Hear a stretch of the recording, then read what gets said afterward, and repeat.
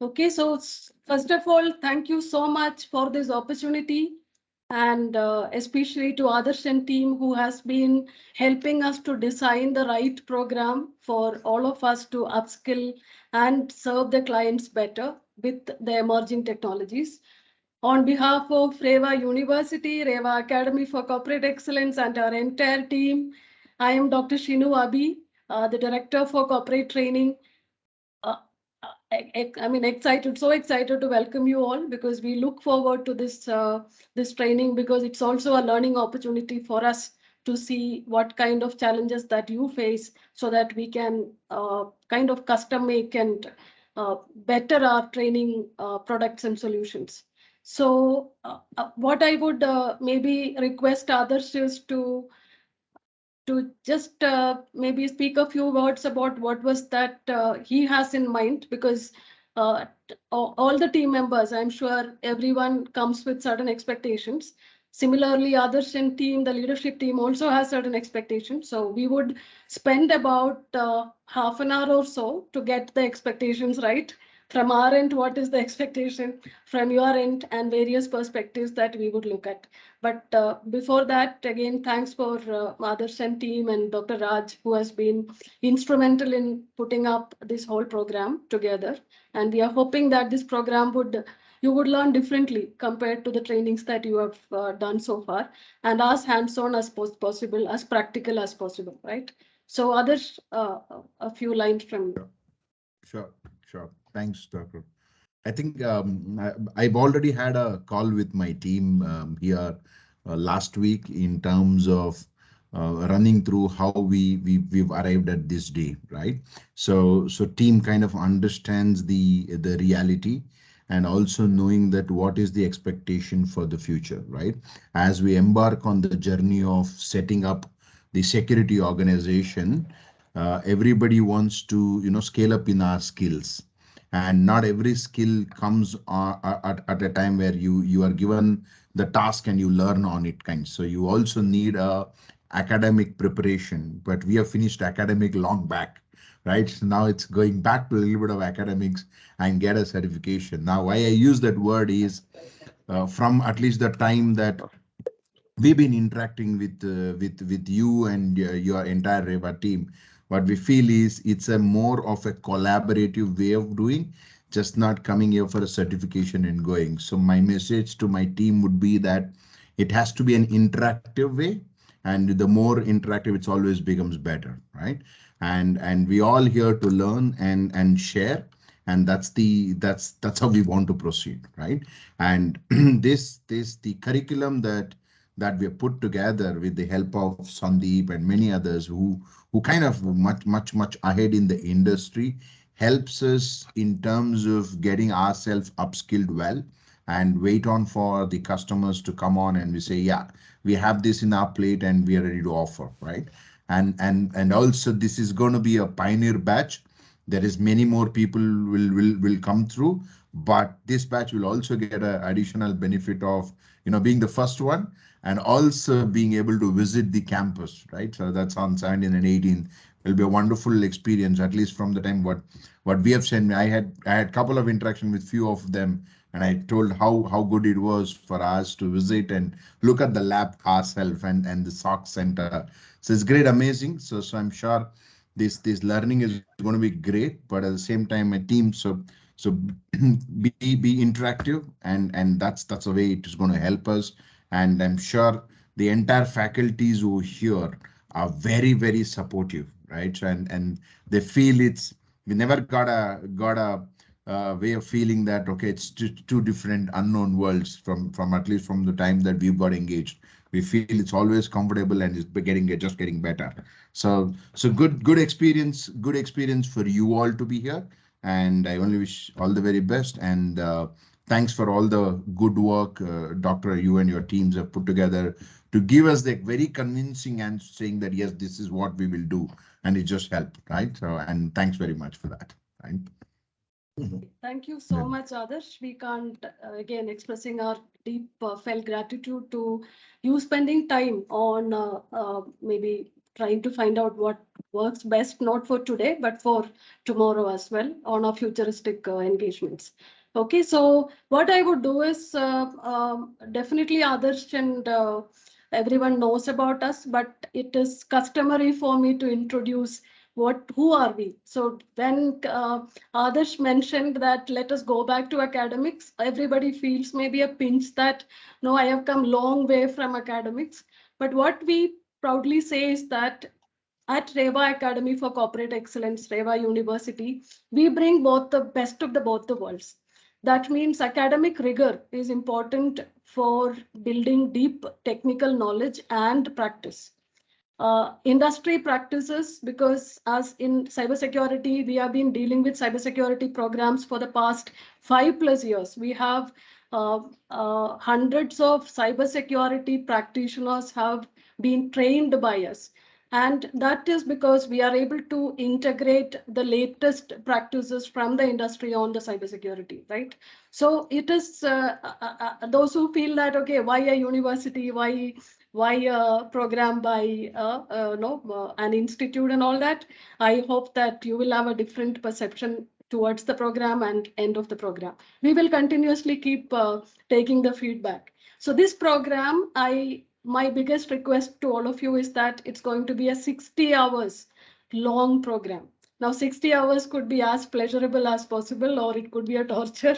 It all depends on how much you find this topic as interesting, as passionate, and you want to be in this area, because this is where a lot of happening with Sandeep and Ram, and all of them are going to be giving you that excitement which is there in cybersecurity professional careers that you can build, right? So this is an amazing field to be in. So 60 hours is just a starting, start of your journey towards embarking on a great beneficial cybersecurity careers, not only for the organization, but for you personally. And we always say that cybersecurity has to be a call within. And some of you, I'm sure, that will be so hooked on to this area that we hope that you actually build great career and great organization and build Kyndryl to great heights. So little bit on again why again two lines about what is that we would discuss. It's about expectation setting. Means at if we are clear on both the sides, I think uh, the issues, challenges can be reduced. So let us communicate and have little open sessions, at least in the first 30 minutes on individually what is that you are looking at. Have you done any work in this area, or if you have anything specific that we are available for even changing, adapting the program requirements if the expectations set by you are different from ours, right? So this is the agenda here. And you must know that we are a Reva University entity. This is a very promising private university with 80+ courses, including PhD programs in various areas. Engineering is our core, commerce and management, architecture, legal studies. These are some of the schools that which we run, 2000+ faculty, and it's a beautiful campus. We get Swachh Bharat awards multiple years from AICTE because the way that pristinely the campus is kept. So we are looking forward to your visit on 17th and 18th, where you would love the campus and the facilities. And it's not just the brick building, it's also about the infra which is available for conducive learning environment, which we are very proud of. And that is because the chancellor and the founder of the Vistry Builders have been a big name known in the commercial building space. So in terms of not just again, it's not building, but the way that he has put the visionary plan towards building this university has been great. And he's it's like devil in the detail. So he's that way very meticulously planning the university and its future. So we are so proud that Reva is hosting this program for all of you. And this specific program is given by Reva Academy for Corporate Excellence, which is the small entity that which we are in Reva University. This has been established about 6 years back to cater to working professionals and organizations' learning needs. So the areas that which we focus currently are data science, AI, cybersecurity, cloud technologies, techno-functional leadership. Now, these are not independent siloed programs. There is a lot of cross collaborations and interdisciplinary work happening between, say, for example, security and AI. What is that? A gold mine of opportunities available. So we do a lot of hands-on projects in building AI-driven SOC or AI-driven incident response management, but these are more of research-driven projects, whether to apply in a real-time live scenario that we would be welcoming all of you to start experimenting, putting some of the models out there and see, can we create more of, instead of reactive defensive or offensive strategies, can we build a proactive environment? So our core has been in data science and AI, cybersecurity practices in terms of training as well as research and consulting. We started about 4 years back, and thanks to Sandeep Vijayaraghavan and a series of amazing industry leaders who have been helping us to design the right program catering to the needs. So in terms of our portfolios, we not only do long-term master's programs for working professionals, we also customize programs like this. We have trained some of the marquee companies in cybersecurity, various areas. We also do research and consulting, means we undertake consulting projects and also execute that. So we have a small team, but very dedicated team specializing in these areas. We say any of the person who goes through RACE programs, we would want them to be holistic, techno-functional, multidisciplinary, visionary, and enterprise leaders, because that's the need of the hour. Those who are very new in the system, say 3 years of experience, I'm sure some of you are. Can you think about, say, 10 years later, what you would want to? Do you want to lead SOC operations for a client, for multiple clients, for a geography, or I would say even replace others, and so that others can move up, right? Others, right? Everyone has to move up, right? So staying same place without learning is going to be very, very bad for yourself as well as for the organization. So we would want you to have an open mind on sometimes these tools, because we will have a very heavy load on the tools, but sometimes you miss the big picture. So Dr. Ram is going to say that it's not about tools and building building say walls around and build security organization, but relationship building and trust. So those values still underwrite everything, every other tools that you would actually build, right? So have a holistic, open mind when you are looking through these programs and the mentors, because they have seen how much a tool can help, how much a person can help, how much a right leader can help, right? So keep that in all our programs when we design. So we have a very vibrant ecosystem. We have a lab setup which is very, very unique and very, very rarely seen in academic education like ours. So we have a corporate training center, which has a residential facility with about 11 plus labs. We have a state-of-the-art security operations center, which we have started off almost 4+ years back. And in that process, we have designed about 300 plus courses around the areas, emerging technologies, which we have mentioned. And you can check Race Reva for the YouTube channel. We have been putting a lot of informative, thought-provoking, thought leadership videos, webinars, which we have been conducting, so that awareness, I think first step is awareness that these are the opportunities or these are the areas of training which is available now. And we have multiple research projects and publications also going on with our participants. And for this particular training, they were the team were asking about the right SIEM tools as well as a SOC infra.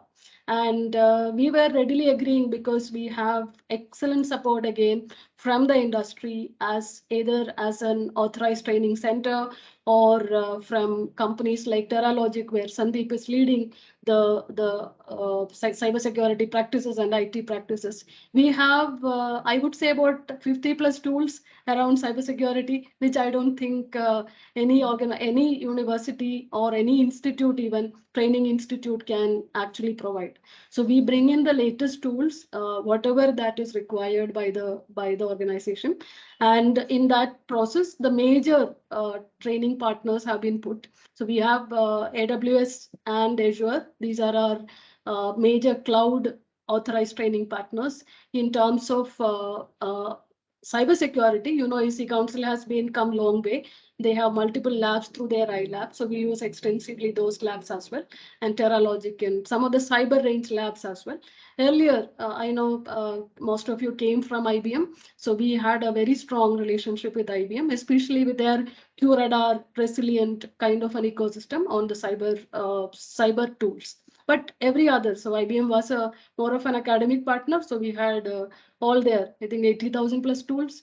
Yeah, so IBM is very tool heavy. So we had all that partner ecosystems as well.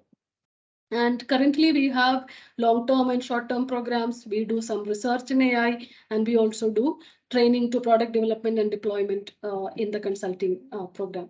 All our programs are full stack. We do not teach only tools. We actually bring the concepts around and fit in the right tool so that it becomes more of tool agnostic, more hands-on program that which we would build in. And our programs are also loaded with global certification. So you don't have to go around and check other certifications once they join our programs. In terms of all the program delivery is hands-on. So we have very dedicated labs set up, and we maybe reduce the theory to about 10% and 90% labs. But theory comes in because without the knowledge and the right practices, you can't go and practice. So, but it is minimized so that during the lab, you learn the theory as well. And lateral placement is not applicable to this, but we do have, right? Okay. So these are the postgraduate programs. I'm just taking a second to actually talk about. So we had a discussion on our cybersecurity program. So what you see here, what 60 hours that we have done is a small part of our master's programs in cybersecurity. Right, so this is a dedicated program for working professionals that which we do. So maybe I would request all of you to look at this program and see if you want to really extend your understanding on the 360-degree landscape, because cyber. One second, one second. I'll call you. So yeah, so we have something kind of, because the perimeters are very broken, it's anyone can attack kind of scenario that we are in. But we have a very robust program on cybersecurity. So please do look at it. And what you see today is going to be a small part of what we teach in this program, right? And in terms of the kind of labs that which we have is we have a SOC. We have a bespoke lab with 50 plus tools. We have sandbox environment where you can create your own little labs facilities for you. We can give you remote access to all these labs. We have dedicated resources, software, hardware, resources for AI and CS training. And we also do hybrid mode of training. But our facilities are built actually for in-campus training, and we don't do large-scale training. It's very customized niche training. That's why it is more of a 20 to 25 member batches is what typically we train. And this is the kind of infrastructure, and we welcome you on 17th and 18th to enjoy the in-class experience as well, right? Now, that is little bit about us. Now, let's come back to this program. Right. So this program, this is the phase one, which we call it as incident response and management.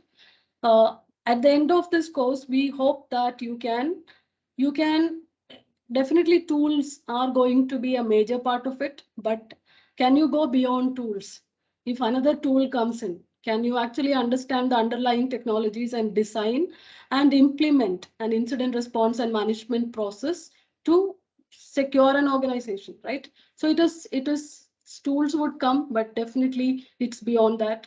How to architect, how to manage operations, how to create the right reports and dashboards and take the right decisions, so that if architectural change is required, if operational changes are required, can you actually loop back the learning so that you can continuously be on the toes on creating a cyber resilient organization, right? So it's a feedback loop. It's not just the tool. So please don't limit yourself as But tool itself, there is deep learning, steep learning curve.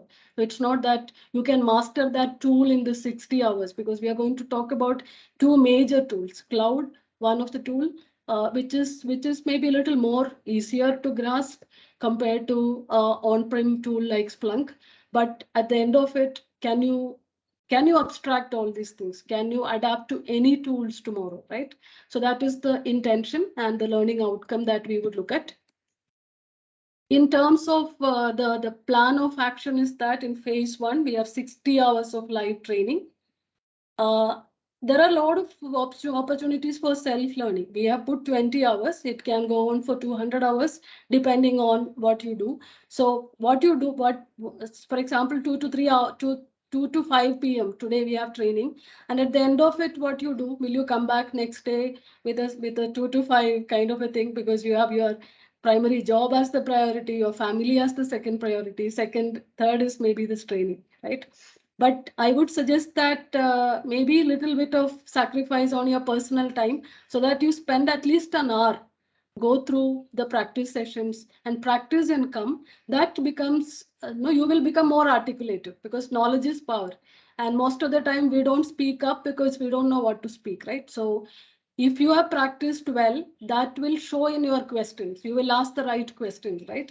And right questions, I think that's the only way to learn. If you have not practiced, if you have not noted down your difficulties and then come to the next class and ask the right questions, our learning actually becomes brilliant, right? Otherwise, it's everyone in an online space can conveniently mute themselves, and then we don't know what happened, right? Who is there, who is listening, who is not listening, because the attention span also. Now I am going for monologue because my part I have to finish so that the training we can start. But after some time, I am hoping that you will 60 hours of unadulterated attention that you would put in this training, so that the investment the company is doing, not again, it's not to giving back to your company, it is to give back to yourself. Can I be known as an expert in incident response management? That is the pride that you must take while attending these classes. And look at how mentors are trained, mentors are teaching. Can I teach tomorrow? Can I teach somebody else in your own team? I think that would be the great best feedback you can give us, right? So please be a little more flexible on learning. Okay, and so what we have divided this whole, because incident response management, if you ask Sandeep and all that, they are constantly monitoring, 24/7 monitoring various clients on incident response and management and remediation. There are certain, no, we have 0-day vulnerabilities and attacks which are still not come up, right? So every event, every alert, every incident is going to be very different and might require some kind of individual, personal, ingenuity to actually deal with it. While we have rules and regulations and rules we can put up in terms of, say, 90-95% of the incidents can be managed. So when you are looking at incident response management, definitely on the job practice will make you perfect. This program will give you a glimpse of what kind of typical process that you can put together. So Dr. Ram is going to talk about a connected ecosystem, what are the vulnerable exposure that you have to be a resilient organization. And he's a thought leader in the space you can follow. You will see that Dr. Ram absolutely on the toes. I mean, we can't get somebody who is more alert than Dr. Ram, and a big leader. So please connect with them on LinkedIn, connect to them beyond this program is our request. So so tomorrow and today and tomorrow, it's more of getting you into the zone of how challenging is this role is, and what are the best practices. And today, because we have regulatory environment also, which is asking us to be more cyber resilient, he's going to talk about. So he's a GRC expert, but he also builds architecture as well as policies for large organizations. So that is Dr. Ram. In terms of incident response, we have divided into two parts. One is the cloud part of it, so that if your clients are operating on client space more or less. But I also understand from others that 40 to 50% of your clients are still on working on a lot of applications which are hosted from on-prem environment. So we have divided that way. So Nishant will do the cloud part of it using Azure Sentinel. We have other tools also. You can discuss maybe last day with Nishant that the architectural components. Once you have a flow of one cloud SIM, a SIM and SOC practices, we are hoping that you will get to see the flow, right? So both SIEM and the whole architecture of security operations center and the incident response remediation part of it in cloud will be dealt with Nishant. The same thing on-prem will be dealt with Dhruv and Pradyumn. Pradyumn is part of Dhruv's team and will work very closely with Dhruv. And then towards the end, because we are just building back the university part of it, every day there could be an end of the day quiz. So you have to be alert, right? And on the last day, we will give you some very good, I can't say surprise now, very good gifts for the people who scored very high, right? So we are hoping that everybody will vie for that coveted position, and we will have a small mini project. So mini project we will divide into three parts. One set of people would create a simulated architectural part of it. One set of people would build an operations part of it. Another set of people would build the reporting and analytics part of it, right? So we will divide that project. We will tell you. So on 18th, last 2-3 hours, we will have a brainstorming session and then a presentation by the team. So that is how this whole program has been designed. I know I'm going monologue. Any questions till now?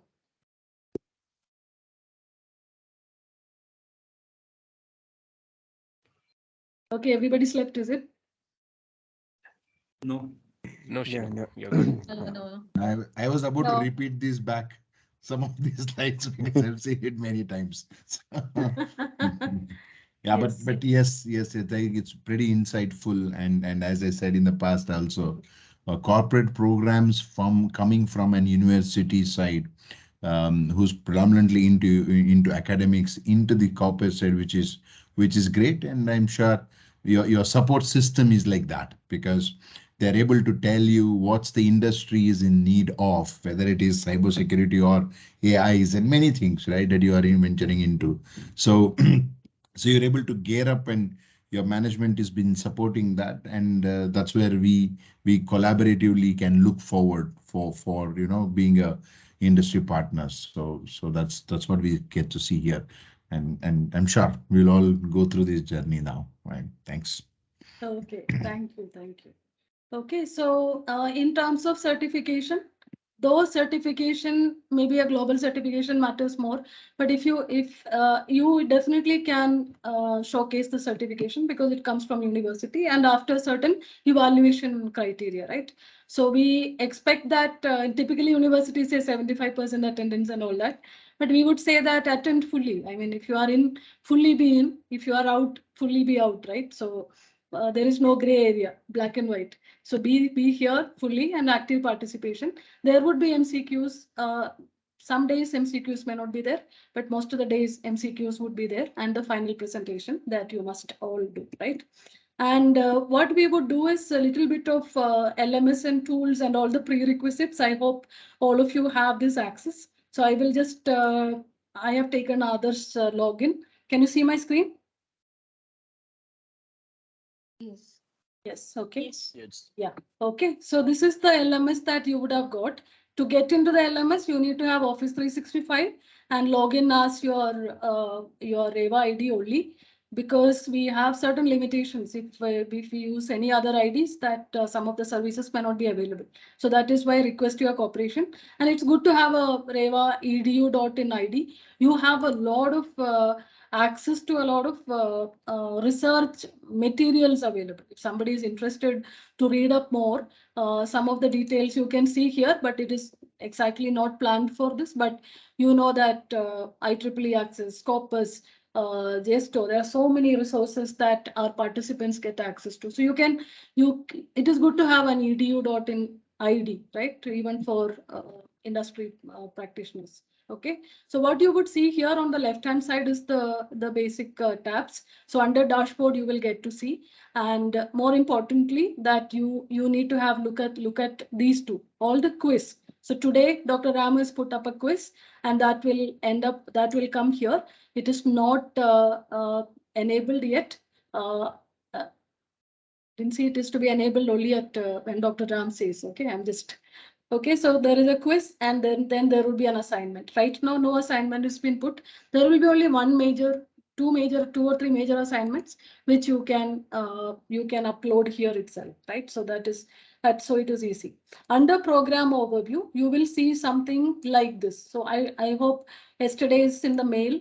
To today morning, we send the mail about the program, who is teaching, what is being covered, etc. So you would have seen some kind of a coloring that Dr. Ram, and then we have, so Nishant would be handling Sentinel on Saturdays and Fridays. Rest of the days on SIM using Splunk would be handled by Dhruv and Pradyum. On the last day, or the last day where all of you come to the campus, we will all be there, right? So some of the group presentations, reviews, best practice discussions, all that would be discussed with all of us on campus, right? So that is going to be a Sunday. I hope you are mentally prepared that Sunday we are working, right? In cybersecurity, we would say Sandeep and team, uh, especially if you are senior leaders, I think there is no Saturday, Sunday, especially in cybersecurity. So you have all these details here, but this is only a small brief about the program. But once you come here, you would get to see a lot of other things. Right now, whatever is going to be put up will be added here. Pre-readings will have all the requirements which you have to ideally read. Lab manuals and installations we have set up too. I am assuming by looking at the WhatsApp messages that you have now $100 credits by which you can do all the experiments which Nishant will be leading to build your SIM and SOC capabilities using Sentinel, right? So this is very important, and but that will only start on Saturday. So you can still find time to complete this exercise. For any support on this, please connect with our team, especially Jordan or Rahul. They are all there in the group. You can connect, right? So this is, but LMS is important. So that means Office 365, and getting into the LMS is very important. And the second module also we have published. So cybersecurity overview. In this, you would get something like a lesson plan. So this is an academic practice, but will give you good clarity, right? You can download all these things. You will get to see what is being taught in detail, and further details would be added in the deck which will come here, and all the exercises, video recordings, assignments, assessments, all that would be here. So that means for some reason you are not able to attend the sessions, you can always look at the video recordings and then recap, right?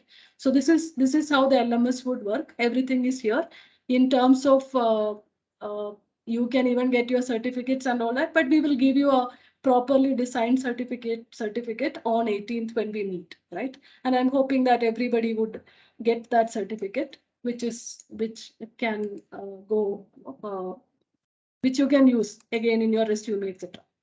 Let me just get back to the thing. So these are the two major tools that we would use, but definitely we can discuss about other SIMs.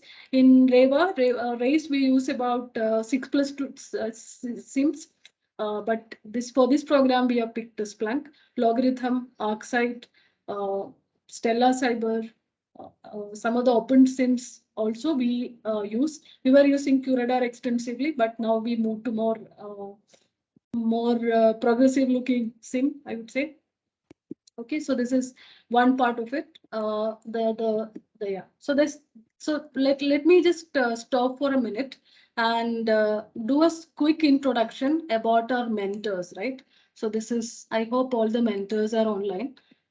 Can I can I have Sandeep? Sandeep would be taking the first session on what are the latest practices on incident response management, and he would take him through, through some use cases that which they keep presenting to the clients, right? So Sandeep, we can see your background. We can't see you. Okay. Okay. Ram, Pradyumna, I can see. Kinjal, yeah. Yes. Yeah. Pradyumna, can you quickly introduce yourself? Sure. Hi guys, good afternoon. I hope everybody can hear me. So I'm Pradyum, and I'll be one of your instructors for this. There's a lag. There's a lag in your session. Is it so? Yeah. Now it's fine. Yes. Is it better? Okay. All right. Sorry. Apologies. I'll introduce myself again. I am Pradyum, and I'll be one of your instructors for this incident response management course. I am working with an e-commerce organization at this moment, and I work alongside Dhruv. So I'll be looking after the SOC and the IR modules for this course along with Dhruv, and I'm super excited to be a part of your learning journey here. And I hope together we'll learn something new and be better when we come out of this course. Happy to be part of Thank you, Pradyum. Yes. Sandeep is missing in the frame. Sandeep? Yes, for some reason, I'm not able to get the camera to focus on myself. You'll have to give me some time to fix that. No I problem. speak Yeah. for now. Yeah. We can't see you, but we can hear you. Please go ahead. Okay. So just let me give you a background, and I'll give you my introduction. So myself, Sandeep Vijayaraghavan, I've been associated with RACE program for the past 4 years, and we've successfully completed about 5+ batches, and about 4 batches are in progress currently, right?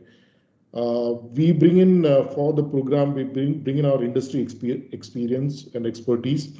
It's been about roughly, I would call about 15+ years pure on cybersecurity. That's been my background, and about 5+ years on the network technologies, starting from Cisco. So that has been my background. Currently, I am with Terlogic. I am the executive vice president here, and I lead the cyber and the cloud practice globally. So that's very much from my side. Thank you. Thank you so much, Sandeep. So I think Sandeep is the reason that we started off cybersecurity. And he has been a very, very solid support for anything in terms of content, tools, ecosystem, getting the right projects, whatever, right? So I think that is giving back to the community of university like us, which is great. Okay. We have Dr. Ram with us. Dr. Ram will be leading today's and tomorrow's session. Dr. Ram, a quick introduction. Hello, everyone. I'm happy to see you all. It would have been more, effective had we all met in person. But nevertheless, we will start off today, and I'm more excited to learn along with you, just like you. I'm currently with Nissan Digital, part of Nissan Motor Corporation, and I'm part of the cybersecurity GRC function there. Look forward to meeting you all in person on 18th September. That's it from me. Thanks. Yes. Best wishes. Yes. Yeah. How much ever we say online and all that, we just love meeting people in person. Exactly. Okay. Okay. Nishant, can you come on video mode? Nishant? Hello, Dr. Shinu. Can you hear me? Yes, we can. Yes, go ahead. Excellent. Great. Hey guys, how are you guys doing? I know it was like continuously back-to-back sessions. You guys can hear me, no? Sorry for the attire, so you need to pardon me. I'm in the middle of something else. Okay, we can see Sandeep also. Meeting going on, so Okay. Yeah, great. So guys, I'm Nishant. I currently work as a cloud security architect for a central bank, and I got around 12+ years of experience now. I'm a Microsoft certified trainer, AWS authorized instructor, currently ramping up on Google Cloud. So I do implementation of security. Automation is what my area is. For example, if you have heard about DevSecOps, implementing infrastructure as a code and its security is what I currently work on. And as I predominantly carry my cybersecurity experience from data center, so I also do implementation of SOC, incident response management, on cloud solutions. So mainly CrowdStrike, Sentinel is what I focus. Okay, and Nishant is very humble, but he's part of EC councils and multiple course designs of various organizations. I think Dr. Ram also has, will vouch for cloud skills of Nishant, right? Yes, yes, he's my guru, he's my cloud guru. So anything on cloud, please catch hold of Nishant. He's an excellent trainer. You will never go wrong, and you'll always love hearing him. So please, Okay. make use of him. So we are going to bring a set of young, dynamic, and veteran, as well as maybe mid kind of in terms of. But we have that. I think we learn from everyone. And Dhruv, somehow for Dhruv there is some other, but you will meet him. That he's a very young, dynamic, absolute passionate professional who has built large systems on open source. So he's not looking for whether tools are there, tools are not there. He will ensure your cyber resilience. So he's a Python expert. He's worked on multiple open tools in automating. So you will see a lot of interesting practices that all our mentors have done in real life, right? So right now, we would also want to hear a little bit about you. So if all of you can come on video mode and talk about 2 minutes about, say, what is your role and what exactly your role is helping the organization, and if you have anything to speak about what is the expectations, how much you have seen cyber threats in real, that inspired you, or you think that this area of work is going to be, how exciting is this area for you. So we would love to hear from you. Okay, so quick 1 or 2 minutes if all of us can kind of. We'll call from Ganesh, I think, from the list that we have. Ganesh? Hey, hi everyone. My name is Ganesh. I've been working with IBM from past 8 years now, continuing my journey in Kyndryl. So I'm with IAM team. So yeah, my expectation is to learn more about the current situations, the current tools that we have. So Please go ahead. Please go ahead, Ganesh. We lost you. Yeah. Yeah, sorry. Okay. Yeah, so that I can help my organization as well as benefit from it myself. Great, great. All the best. Thank you. Mahesh? Hi. Sorry, for some reason I'm not able to turn on my video. I'm from IBM and shifted from IBM to Kyndryl, and I'm with Kyndryl from past 6 years. And I'm from same IAM team. Looking forward to learn more about cybersecurity and other tools which are in market right now. Okay, wonderful, wonderful. Okay, all the best. Thank you. Upendra? We have met Upendra.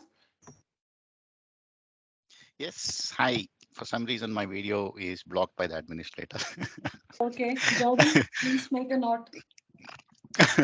Make okay. everyone a presenter, please. Yes, ma'am. Yeah, no problem. We already met face to face as well. So hi guys, myself Upendra, and I have overall 16 plus years of experience, starting from the L1 role to the current role, which I am. Currently, I am the senior operations manager in IBM and Kyndryl altogether, 8+ years. Our goal basically is to understand the SOC environment better along with my team out here. Today, we are serving some of the customers on some specific application, but we would want to expand our knowledge, our spread across other applications. One, two, we want this core team who we have identified to get a hands-on insight. That's the reason we tied up with Reva, and pretty much convinced that we will be able to achieve our objectives in this partnership. Of course, we want to be ready for whatever the business pipeline that we have. So in short, yes, we are here to learn more. Thank you, thank you, thank you for the opportunity, and thank you for being so positive about training. Right? Okay. We have the order just changed. Anand. Hi everyone, very good afternoon. I'm with IBM Kyndryl from past 14 and a half years now, and my expectation from the learning is we are, the first layer of security and resiliency for Kyndryl, where we provision the IDs for our clients. So I want to see what are the second and the third steps which come into effect. We saw when we had this Log4j issue, which affected our clients very badly in the AD environment, how deep the threat is. So we want to see what are the steps which goes into in terms of cybersecurity, which is an emerging field. What are the steps which are there in detection, prevention, and learning from all these incidents which has happened around the globe, and what we can do to project ourselves as the leading cybersecurity solution from Kyndryl using this training. Absolutely, absolutely. I think Log4j has spoiled a lot of year-end celebrations for so many of us, right? So many of you. Luckily, Yeah. I'm okay. So hope that that discussions would come up. Maybe Nishant and Sandeep and all of them have faced it. So we will have. So all these things, maybe we can always discuss about what are the best practices in the class, though it may not be covering, right, some of these aspects in the class, right? Okay, so thanks, Anand. Can we hear about Dishita? Hi, good afternoon, all. Hi, good afternoon. So, I've been with the organization for 3.5 years now, and I'm currently with IAM. So, about the expectation from the course is I'm really looking forward to the hands-on experience and the knowledge that you're ready to, share with us. So, thank you so much. Thanks and all the best, Dishita. Thank Divya? you. Thank you. Divya? Hi everyone, good afternoon. Myself Divya. I am with IBM Kyndryl for past 3.5 years. I'm working with IAM team. Excited to learn more tools which I never used, like Spunk. Thanks. Okay. Sure. Everybody is still associating themselves as IBM Kyndryl, is it? Is that a standard practice or Kyndryl is? We're still not able to digest the fact that the IBM brand has gone off from us, right? So, and when we introduce ourselves to anybody, Kyndryl say like, Kyndryl, what? Which? Like IBM spun off, small price, and then we're like, okay. Okay. Good. Also, It they makes are sense. our strongest kind of competitors and also strong partners as well. So we Partners, continue our journey competition. along with them. Absolutely. The collaborative word. I don't think competition as a word doesn't exist anymore. Okay. True. Good. Okay, thanks. Fazil? Yeah, hi everyone. Good afternoon. This is Fazil Sheikh. I've started my journey with IBM. I have 7 years of experience. Now currently we are moved to Kyndryl. So I'm with the IAM team. So I'm very much excited to learn this cybersecurity as we are majorly from security part. So I want to improve my skills and knowledge so that I enhance myself and the organization. Thank you all. Okay. We also may send you a small note about how many of you are in the analyst role, how many of you are in the architectural or design part of it, and how many are in the, or maybe others can help us to identify that. That would help us to put up the final presentation, etc. Ganesh has kind of, yeah. Harish, yeah. You are muted. Harish, you are muted. Yeah. Hi all. Are you able to hear me now? Yes, perfect. Hi, Harish here. Good afternoon all. I am from IIM team, working in this organization from past 8 years. This is the first time in SOC. I'm into SOC, and I hope this learning gives me the opportunity to grow myself and add methodologies in my daily BAU in IIM. Thanks all. Thank you. Thanks, Harish. Looking Thanks. forward. Hemant. Hi all. Hi all. This is Hemant from IMT. I'm with IBM Kyndryl from past 3 years. So I always wanted to learn more about security. So courses like CyberOp, cybersecurity, all those things. So from this course, I just wanted to get benefits. I want to make sure I will be get benefited as well as company. Excellent. All the best. All the best. Karthik.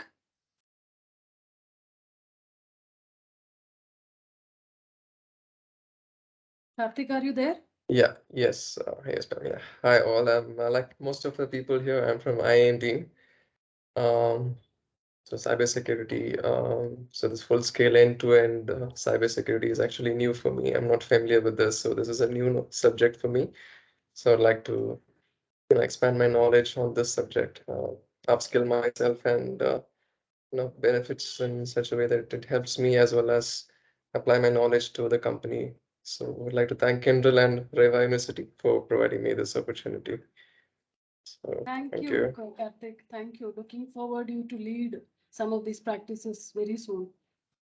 Thank you, Mahesh. ma'am. Yeah. Mahesh. Hi, I think I just introduced myself sometime Oh, before. sorry. Yeah, because the name suddenly got changed. Monali. Hi everyone. I am working with Kyndryl from past 3 years, and I work for IM team. Here I want to learn and understand SOC operation and serve our future clients better. Excellent. Nitin. Hi. Nitin has okay. Can you all hear me? Yes. Hi. Good evening. So I have a total experience of about 16 years in this industry now. I'm with IAM. I manage a team of both identity and access management focals. So, with respect to cybersecurity is something which has always intrigued me. I've always wanted to understand this better. But with the kind of tools and features and other things that are put up, I've always been lost to understand where to start and how to take things forward. I think with this training, this should give me an understanding to begin with, and then maybe very structurally identify what are the other tools that I could make benefits of as we move in the future. Excellent. A very good, right set of expectations. Great. Looking Thanks. forward. Thank you. Thank you. Priyadarshini. Hello everyone. Good afternoon. I've been working with IBM Kyndryl for 6 years now. Like everyone else, I'm also from IAM team. As part of IAM team, we manage the IDs in the IDs. So security is a important part for IAM team. So I'm really excited to learn about the new tools. With that, we can enhance the level of security we provide to the clients. Sure. So from IAM and IDAM, that moving on to cybersecurity and leading cybersecurity practices must be the career goal, at least for some of you, hoping that we will be able to achieve. Prakash. Thank you. Hi all, good afternoon. So I have overall 15 years of experience in this industry now. Expectation from cybersecurity. So we know that we are into the security, but going in depth into the security tools and engaging ourselves into depth of operations is what I'm looking forward from this training. Excellent. We met already. Okay, Yeah, so, we did. yes. Okay. Srinivasan. Hello everyone, good afternoon. Myself Srinivasan. I was working in IBM and Kyndryl for past 7 years under IAM, and cybersecurity is new to me, and glad to learn the cybersecurity. Thank you. Okay. Yeah, very exciting field. You will be hooked onto it. Samuel. Samuel, we just, Yeah. Hi, everyone. I'm Samuel. I've been working with IBM and Kyndryl for the last 10 years now. Uh, uh, Secure project right now, where national security is our daily life. So learning cybersecurity, I'm sure I can add, more to my work, to my job role, and learn new things for myself. you all the best. Sharath? Hi all, good afternoon. First of all, I would like to thank my leaders who nominated me for this program. I didn't even know when they said that, I am into this training. This is 60 hours. I know it's a little difficult to get acquainted after passing out from the college. Yet, but yes, I understand the importance of me nominating to this training, and I would look forward to, learn things. And coming to my, work experience, I'm with Kyndryl from 3 years, and I'm working for an account where most of the applications are still with on-prem, and 50% of them are getting migrated to cloud. And this is where something, when people talk in the meeting that we are talking about Sentinel and things, I don't have any answer. This is a training that I think, I should be in, and that I'm grateful that I'm in, and I can take some, things from this training and get going with and supporting the client as well as the organization. Thanks, my leaders. Thank you. Absolutely. I think attitude of gratitude is, we all, it's good to have. Great. Okay. Soham. Hi, good afternoon all. So I'm also working in IAM only. I'm from last 6 years in IBM Kyndryl itself. And this training, it's like an opportunity for me to upskill myself and upskill my knowledge on cybersecurity and all, because right now, as Sharat also mentioned, for my account also doesn't have much things online now. It's all on premises. So it will be a good opportunity for me to learn about this SS operations and the new tools which are currently working on this cybersecurity part. So yeah, I'm looking forward for it. Thank you all. So we have a mix of both on-prem and cloud migrations. Definitely you must discuss in the class and get the hands-on experience. Yeah, sure. Thank you. Nice. Soundarya? Uh, hi Soumya, all. sorry. Hi all. This is Soumya. I'm with IBM and Kyndryl from last 6 years, and currently part of this IM and talk team. And I wanted to learn more about this Splunk and the Sentinel tool, and wanted to know how this works and all. What is this SIEM architecture and on how this works out. That's why I'm here. Sure. All the best, Soumya. Thank you. Soundarya? Yeah, team. Hi, I'm the part of IBM and Kyndryl for past 1.5 years. I also working for IAM only. In this training, I'm expecting to learn more about cybersecurity and what are the new tools. That's my expectation. Okay, very good, very good. You'll have enough access to the tools, so please practice. Don't finish off $100 immediately. Use it wisely, and Nishant will tell you how to use it resourcefully. But you have the access. You can Splunk as well. You have unlimited access, so please make use of it. Swapna? Hi all, good afternoon. I work as a second line manager. I report to Adarsh and along with Upendra. I have overall 20 years of experience, and what is my expectation with this training is, as leaders, we go out with a lot of we go out and get new customers. There's a lot of offerings.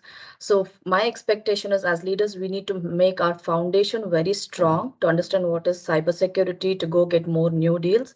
That is what is my expectation out of this training. Excellent. So we would definitely want to empower you, Swapna. I'm sure Sandeep is in pre-sales. Ram, everyone at the end of it, there are a lot of proposals which are being shared to different clients. So you must discuss with everyone to get the best practices. All the best. Uday? Hello everyone. I am Uday Kiran.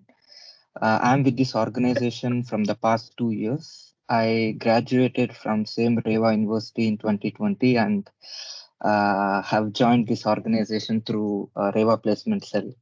So I'm really excited to get back to the corporate division of my university and take up this corporate course. And my expectation through this course is to become more insightful. As our BAU, we will come across multiple SOC audits or other things related to security. So I would like to gain the real-time understanding through hands-on sessions on SOC or incident management and cybersecurity, etc. Okay, it's a small world after all. Welcome Uday back. Okay, so hope that we will have a great Reva champion there. Okay. And we Thank all you. know Upendra, right? We all know Upendra. So anyone else I missed in this moving up and down? Did I miss anyone? Guys, in the No? Yeah, hi Rajesh here. Shinu, this is Ramesh. Oh, sorry. Ramesh is right there. I missed you. Sorry. Yeah. Please Yeah, go ahead. hi. So I'm myself. Yeah. So I'm Ramesh Umapati. So overall, I have 13 years of experience, and currently I work as a delivery operations manager for IAM team. So I always wanted to learn more about cybersecurity. I mean, recently I completed my CISM certification, but I mean, I did not have the right opportunity to have some hands-on experience on some of the tools like CIAM, and so my expectation would be to learn the tools like Splunk and the Azure Sentinel, so that we can have, I mean, I can have hands-on experience on the tool, so that we can understand the architecture side of it. So that's my expectation. Thank you. Absolutely. You are spot on. Who else I missed? Hi, Shinu, Rajesh here. Okay, sorry. Am I Sorry. audible? Yes, yes. You are visible, audible. Yeah. I was with IBM and Kyndryl for the past 3 years. I'm into the IAM team. I have a bit knowledge on how the process happens between the SOC using the SIM tools. My expectation here is I need to upskill myself with all the knowledge or perspective what I received from you peoples, and to set up a good career path from here. Excellent. All the best. Yeah, thank you. Did I miss anyone? Okay, so that means I am assuming that all of you know each other, but we just wanted to be a little comfortable with your names and what are your aspirations. Are there anyone who is, who has a great expectations or something? But I think it looks like everybody works together in the IAM team and everybody knows each other. So from our mentor side, and I hope we are all now a little more accustomed to or know what each of you bring in, right? So the rest of the time that we are going to spend is about half an hour or so. Sandeep Vijayaraghavan is going to take you through a very, very 10,000 feet overview on how the whole the architecture looks and what kind of decisions that that entire cybersecurity team has to make and what exactly the tools are going to do, right? So Sandeep would be taking over and followed by Ram. We will have some break, say maybe about 4 or something, based on you can always discuss, but I would say Ram, Sandeep, and if somebody is yawning or something, you can ask them to stand up and do some exercise, right? So over to you and wishing you a great session. And one more thing, Sandeep, that from our team, I just wanted to quickly introduce Sure. because we don't have much time. So Kyndryl, are you there online? Yes, Sheena. Okay. So Kyndryl would be the person to go to for any kind of help or support you require on this team. She's there in the WhatsApp group as well. We have Dincy here online. She will be the person who would work on you on the LMS upload, updating all the contents there and making sure that everything beforehand has been updated. So Dincy would be a very 2-3 people so that you will not be confused on whom to contact for what. Jordan, you would have already discussed with him. So Jordan is the one who will give you any kind of tool access. And to help Jordan, we will have Rahul, who is the intern, who will be standing by throughout the sessions. and there would be 2 more interns here, right? Interns means they're in our cybersecurity or some of the masters or undergraduate programs in the university, but they would be doing internship with us. So we have certain internship which is open to some of the bright students there.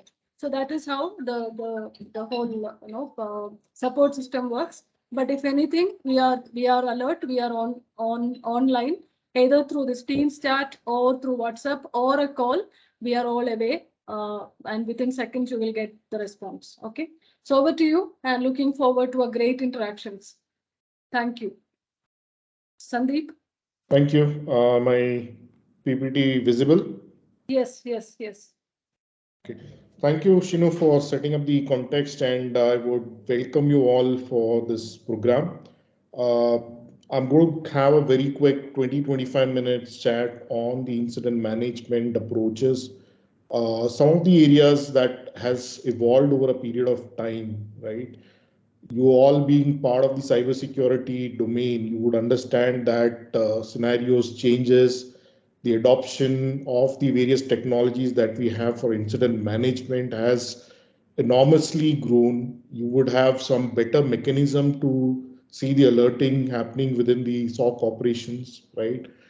It's been a few years, I would say, that we used to create some very complex rules that would trigger an alert, and then you start picking up the alert and subsequently identify the incident, right?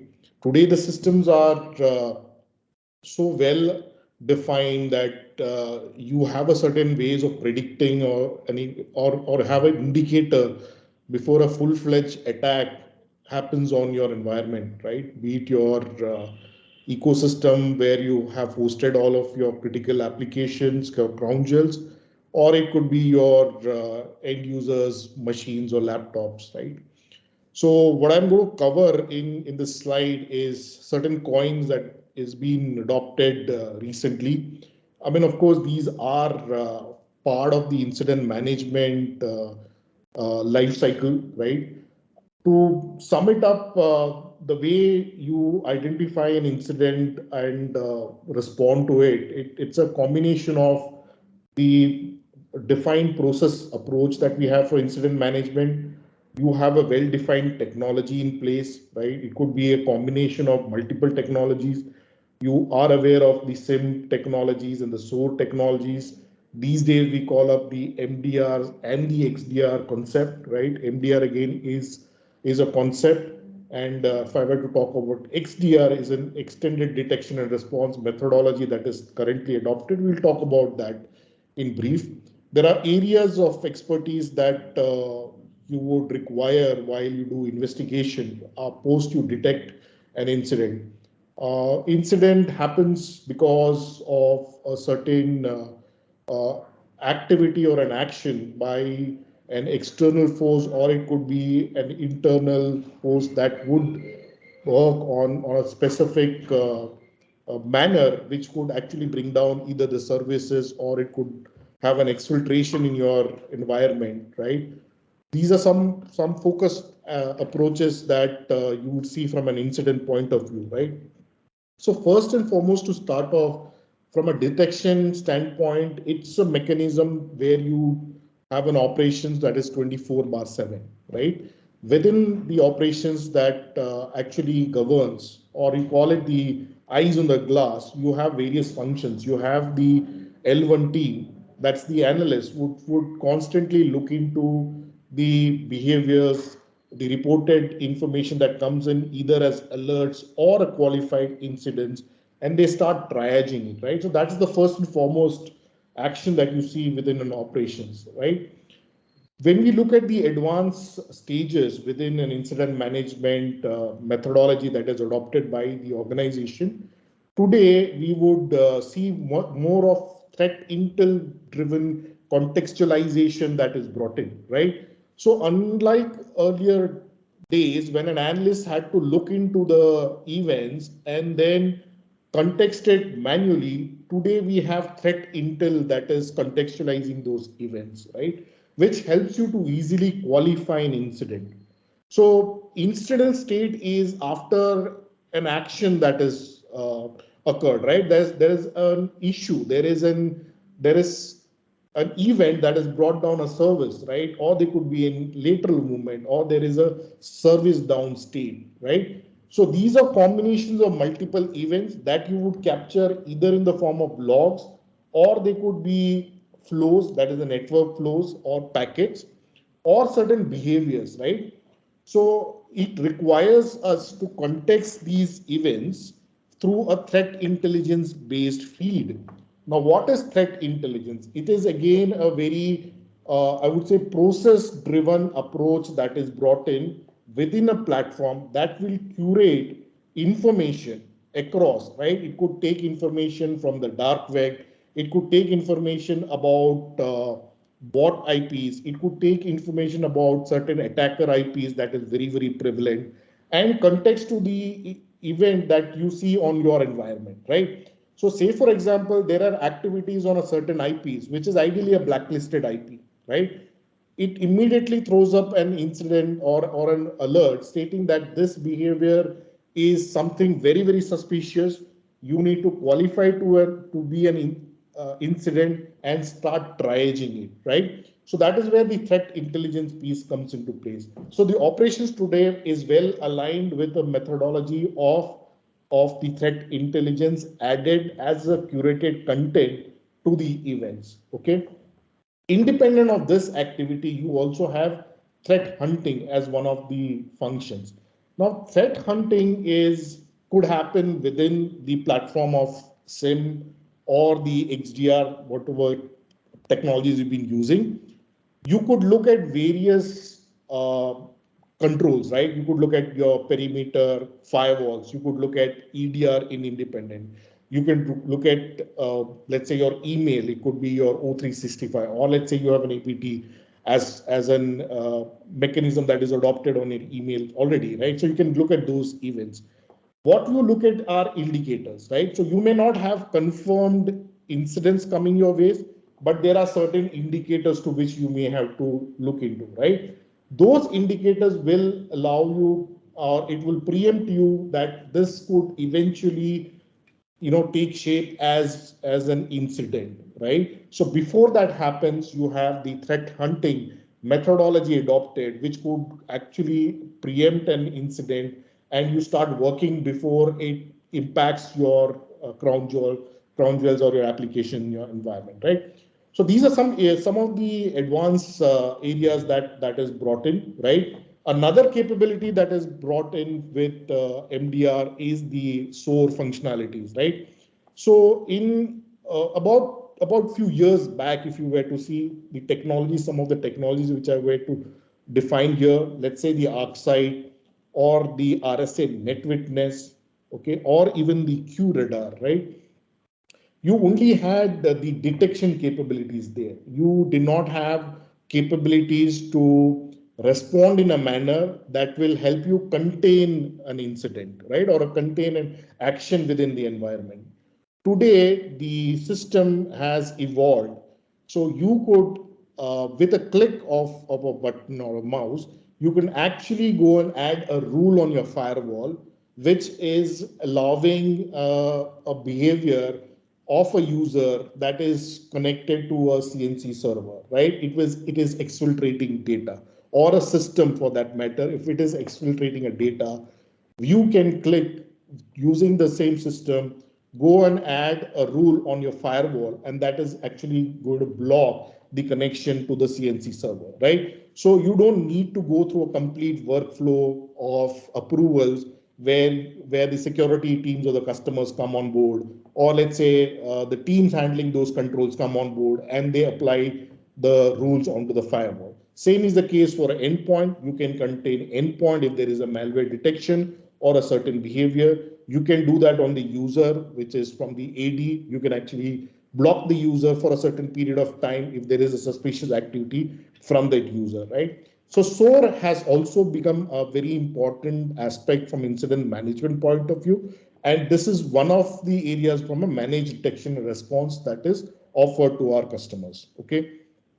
The way in which your detection response happens is actually in two folds, right? I mean, since you are already in the service industry, You understand, either you are managing it completely remotely, right? Or it's a captive setup, which means you have your teams, you have your technology, everything plays in the customer environment.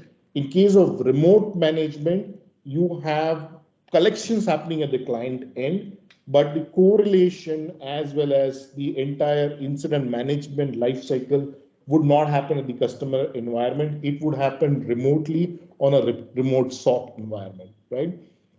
I'll just give it a pause here. Any questions that you guys have before I move to the next one?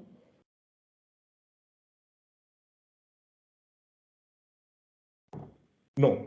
So let me take you through one of a use case, right? It will take you through the steps of an incident life cycle, right? So here we see an attacker. An attacker would get involved in a phishing activity, or let's say there is a SQL injection on a crown jewel, right? So you would see the process that kicks in when you actually identify an incident of that nature is immediately detection on your controls, right? So your firewalls can pick it, your email gateways can pick it. If you have an email security, that would pick it. If you have a WAF in your environment for SQL injection, so that WAF would pick in, right? So incident management's first objective is to detect any of these suspicious behavior, right? When such behaviors are detected, you have a correlation engine that acts in a manner that multiple events from multiple systems have been picked up. So you have an attacker IP, you have the behavior on your perimeter systems or your email or exchanges or O365, and then you would start seeing that there is connections on your databases, right? So these are some of the immediate actions or events that you see. Going forward, you would involve, or your systems will involve in a methodology where you have intelligence that is built in, which allows you to qualify these actions, right? So initially it was a phishing email or an attempt on your databases or through your firewalls, right? Now, instead of seeing all of these events individually, if your system throws a correlated alert or a correlated method of ascertaining that multiple actions that occurred has occurred in a fashion that it eventually qualified into an incident, that reduces the life cycle of an overall incident that is occurring in the environment, right? So here your analyst starts looking at an incident straight away before analyzing it and then confirming it could be a potential incident, right? So your system allows you, and that is because you have profiled your crown jewels, you profiled your behaviors on your networks, right? And that has allowed you to analyze, or the systems to analyze, that this behavior which is detected is a suspicious behavior and it needs to be responded and remediated, right? The next of the steps is your systems can automatically start pushing the playbooks, right? Which means you have set steps which is involved, right? Just by a click of button, you can go and block the particular connections on the firewalls. All the emails you could actually start quarantining and you could start doing a sandboxing. These are steps which earlier you would have the analyst do it manually, right? But this is now possible because of, let's say, a very well defined playbook that is already in the system, allows the user or the analyst to start containing the event, right? So we call it a playbook with an AI driven approach that allows you to detect, respond, and even it can allow you to remediate also, right? At the most, you can do an orchestration. When I say orchestration, block those behaviors on your environment, could be endpoints, it could be your networks, or it could be perimeter, right? The learnings that you take from this incident becomes your knowledge base, right? So you either can improvise your playbooks, you can improvise your use case, right? I've been hearing while during the initial stage of the introduction, we spoke about Log4j, right? Again, it is an exploitable vulnerabilities, okay? Now, once you've gone through those, I would say investigation steps, you can always create a playbooks, you can always create remediation methodologies within the system that can kick in, and actually it can start to block similar behavior if it is reported again in the environment, right? From this, you have your awareness, you can do mock drills, you can do tabletop exercises to going forward. Your teams which is handling various functions, various asset, or it could be even the users, right? You are actually gaining or you're building an awareness to these teams. So how do you manage a similar situation? That is also recorded, and a training manual can be created, right? So this is one of an example of an incident. Another aspect which is very important these days is aligning to the attack kill chain. And I'm sure most of you understand what an attack kill chain is. There are about 8 phases for an attack kill chain. These days, while we create the use cases, unlike creating individual siloed use cases, we we map it to the phases of an attack kill chain, right? So some of the phases of an attack kill chain are shown here. What you see here is one of the examples for a customer where we've been able to map each of the phases, which means, let's say, phase one, which is your reconnaissance phase, your initial phase of an attack. If that is detected, you have those activities correlated with the subsequent activity that could occur, right, or has occurred, okay, till the final stage of delivery, which is post your installation, delivery, and the exploit, right? The entire kill chain is mapped. Every event is individually mapped to each of the phases of an attack kill chain. So you can take action individually. If you know that your first stage is through and your second stage of an weaponization is kicked in, you actually can go drill down to that event and take an action, which is an orchestration action or a remediation action at that stage. Irrespective of that, you see the entire trail in charted in an attack kill chain manner, right? We also can bring in the MITRE with all the TTPs that is aligned. But this is one of the approaches that you will see majority of the technologies that has adopted today. And this has made the life of the analyst in the SOC environment much more simpler and easier. Uh, Trying to understand how we adopt a methodology from an incident management point of view, uh, I would explain you like when we start engaging with a client, in most cases, our conversations with the clients, our clients would come back to us and say, hey, I would at the end of this exercise or while I have engaged you as an organization, which could be Kyndryl or let's say an organization like Terralogy, I would like to see almost nil or zero incidents in my environment, which is highly impossible, right? You're running a ecosystem, ground jewels, business applications. You would see attacks happening. You would see incidents coming your way, right? So we ask certain questions to scope before we start off engaging with the client, right? First and foremost, we ask the customers, do we understand what are your critical assets, right? If you understand what are your critical assets, is there a methodology that helps you understand the risk methodology of the organization or risk management of the organization? Are you are you constantly understanding the various vulnerabilities assigned to that asset, right? Are you working on those vulnerabilities, right? These are some questions that we ask. Apart from that, we also understand what could be a threat model for the customer. A customer who's a banking or let's say a BFSI customer to that of let's say a manufacturing customer who has ICS and SCADA within their environment that needs to be protected, the adoption from threat model perspective is going to be very, very different, right? This becomes an input for us to start creating the use cases. Okay, so we understand the threat landscape of the customer. Then we start looking at what are the sources, that are the data sources that needs to be integrated. Today, it's not just the perimeter devices or critical controls of the customers that we take into consideration.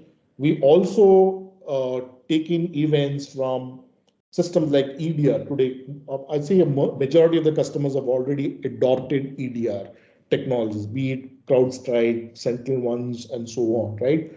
We pick up those incidents, and the previous slide which I showed, that incident almost comes at the final stages where your system start getting exploited, right? So it is the exploit stage. So you have a complete life cycle. Maybe the event has occurred on the perimeter, or it is because of an email which a user has clicked on and a malicious content got downloaded. It laterally moved in, right? So that has resulted into an incident. So we pick up every critical data source. We also pick up the network flows from the firewalls. In certain cases, we can also go to the perimeter core switch networks and pick up the packet, right? In some cases, this helps us do threat hunting with a little more clarity, right? We have the content information out there. And then we start building up the rules, right? Very specific to the threat that is, or the threat model that is defined for the customer. So those use cases are created. Then we do certain testings on these use cases. It's in majority of the cases, we will have to run those rules in a stage environment, mimic the kind of traffic and do the testing. This phase, as I would say, we do not do lot of tests these days because we allow the system, or we train the system. There's already an AI/ML model which is available in the system that helps you differentiate what has been your regular profile of traffic to that of a malicious traffic within your environment, right? So systems are capable to train and understand the kind of incidents, events on the environment, right? Constant performance monitoring. These could be the infra level monitoring that we do, and which is the components that is implemented at the client side, right? And we also add up the use case improvisations and everything within this phase itself. And then there is a maturity phase, which we see. So we always start off with the initial phase, that is SOC 1.0 is what we call. Initial focus would be the compliances, right, for the customer, which is very, very important. You see a lot of reporting that we create. Then we start getting more focused on the threat aspect, and we align the threat intelligence piece into it, right? We try to build from the reactive stage to a proactive stage. That is where we try and attain. If a question is how long does it take? I mean, I may not have a very right answer, but it also depends on how the maturity state is attained by the customer also, how good their risk management methodology has been adopted, how good are they identifying various indicators within their environment, how good has their controls been configured, right? So these are some of the other areas that also needs to be looked at, right? SOC 3.0 is more data focused, right? Analytics driven, wherein we start getting proactiveness, right? The level that we got in 2.0, which is further matured, right? So the amount of efforts that the analyst needs to put in is actually reduced, right? We can start differentiating between something which is clear false positive to an incident that is qualified one, right? So that's the stage which we try and get to, and we also get the customer to a state where he can build his resiliencies also, right? So it is not a state of complete shutdown. The client can rebuild from that state if proper measures are being taken. So during the journey, we also help the client to be more resilient from the business point of view. So that's the stage where we clearly understand what is the criticality from a business point of view, what services have to be live, even in case there is an incident, how quickly you can turn around and bring back the setup. So that's something which we try and achieve during the phase of the MDR with the customers. SOC APIs, I mean, this is taken from one of the solutions. Of course, I wouldn't go deep into it, but very important for the analysts and even for the customers to try and understand how we are mapping or managing our SLAs, right? So our SLAs are largely the time we take to detect, the time we take to respond. The customer sometimes do ask the time to resolve also, which in case to case basis we agree as well, because if there is device management also with us, then we have a quicker turnaround time and we can start resolving it also. There's a very neat dashboard which is given to the customer. The customers understand from an incident point of view how many incidents have been detected, how quickly you've been able to respond it is, what is the categories of those incidents. So that is something which we chart out, and this dashboard is something which is offered to our customers. That's predominantly what I wanted to cover. Any questions? Hi, Sandeep. Hey, hi. Sandeep, one question is regarding, we have big data ingestion where we have a lot of data getting ingested into the system, and we have AI systems to segregate the data. But is there a chance of greater incidents with respect to big data, or do we have AI systems in place to make sure the data is coming in clean from the source? So see, if you look at some of the technologies that we adopt these days, which is one is the XDR. XDR looks into, and XDR has a clear AI and an ML model that helps you train the data, identify the indicators, differentiate between what could have been a standard traffic within the environment, and throw up an alert or an incident which is malicious, right? So if I were to give you examples like Logarithm or Stella Cyber, these systems have an inbuilt methodology adopted, an AI and ML model already in place, which will help you immediately differentiate from what is malicious and what is a neat traffic and start building up a threat profile for that particular customer. So that is a methodology adopted. Uh, Going by examples, when we offer the managed services to our customers, we tend to keep certain systems into consideration while we do analytics, because analytics becomes, I would say, one of the threat hunting methodology that we adopt, right? Apart from what we can achieve using an AI ML, there is also running queries, right, on the data that is collected. Now, running these queries, we actually identified what could have been a potential incident, or if there is a activity or an action which has gone unnoticed, right? So for that, we may pick data from the networks or the flows or information from the AD, and which allows you to do the user behavioral analytics, or it could be endpoint, right? So these are point solutions that we pick up. The data we ingest, run queries directly onto that environment. Most of the technologies that we adopt today either are ELK or Spark. So we take access to those data directly, run the threat hunting queries, and give an output, and then report the customer about the incidents or potential indicators that would have gone missed. So that's the way we would achieve. Yeah, thank you, Sandeep. Sandeep, I have a question. Like, uh, how can we reduce the false positive cases? Like, we have a true positive and false positive cases. How can we identify it? Like quickly, like which one is false positive? Is there a way, quick way? Yeah. First and foremost, to address your question, there is no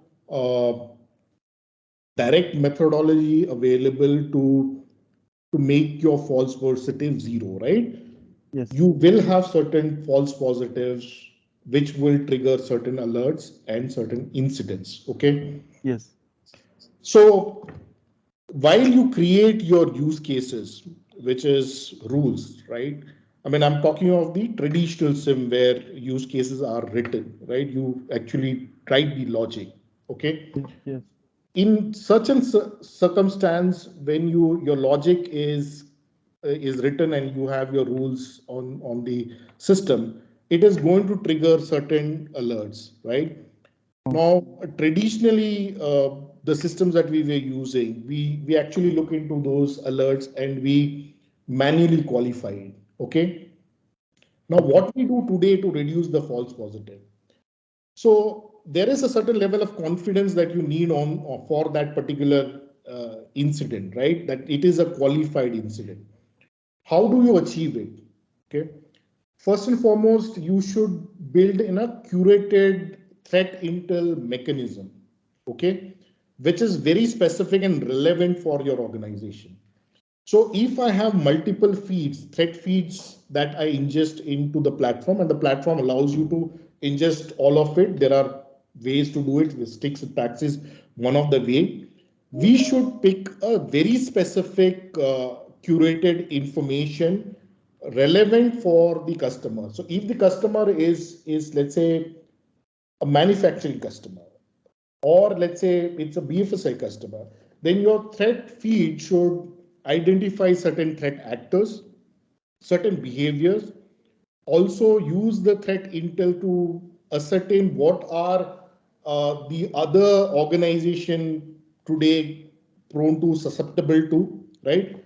Pick those information, curate the events accordingly rather just dumping it, right?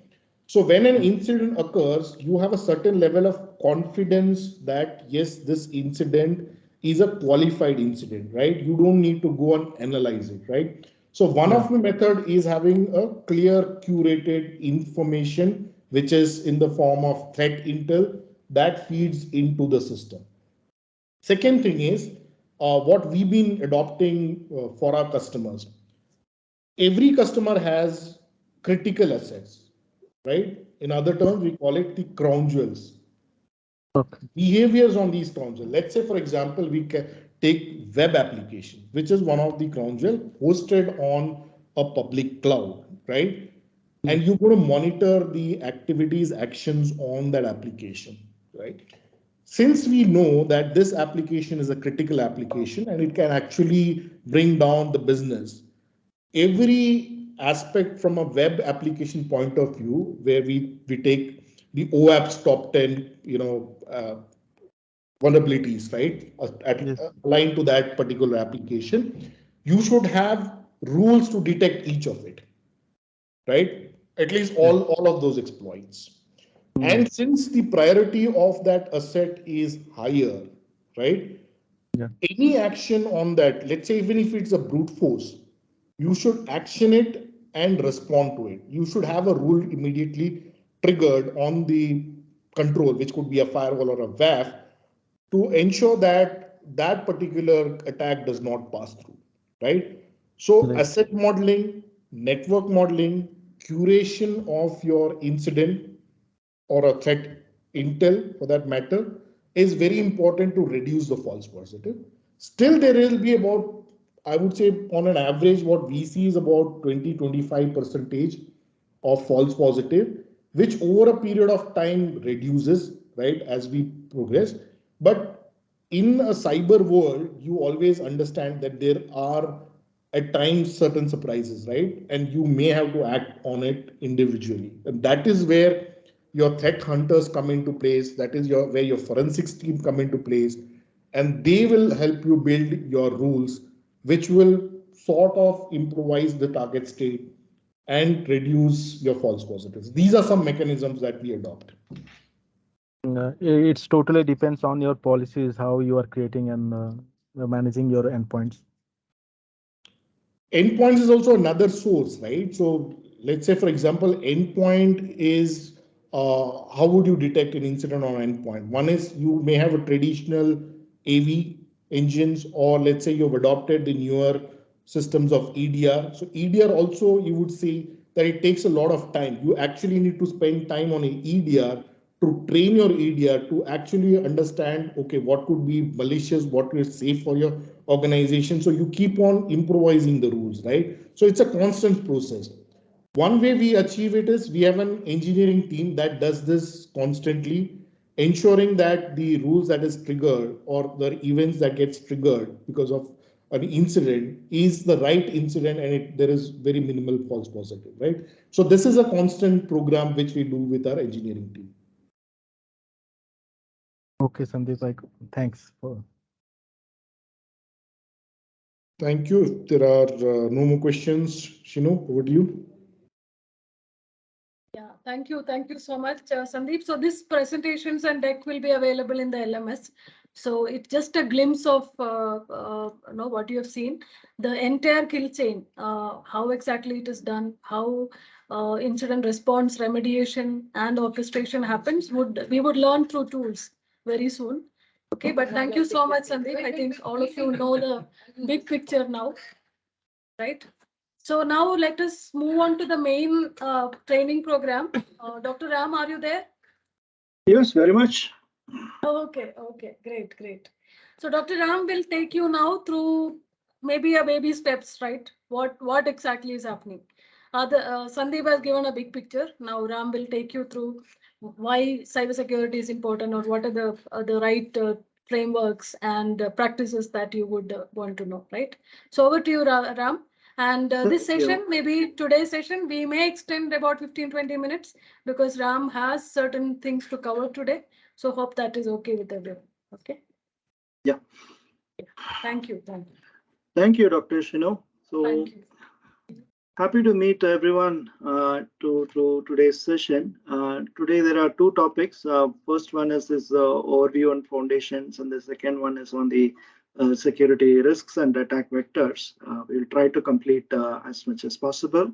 I would request you, if you can extend the session by another 15-20 minutes, that would be helpful.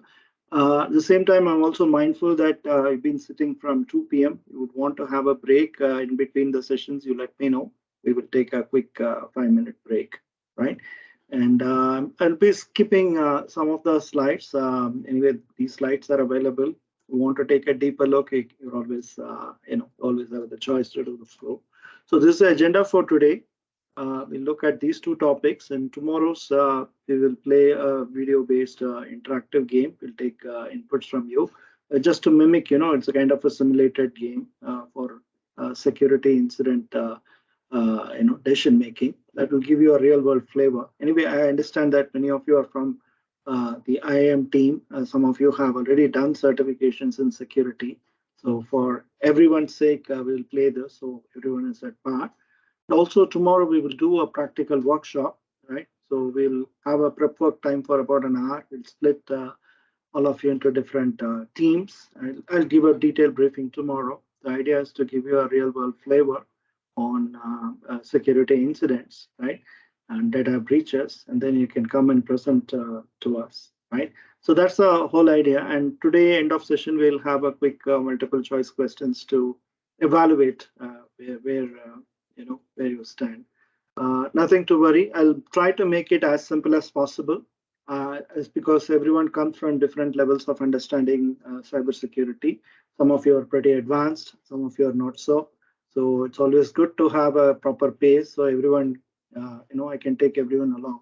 And during the course of this presentation, please feel free to stop me anywhere you have questions. I'll try to answer as much as possible.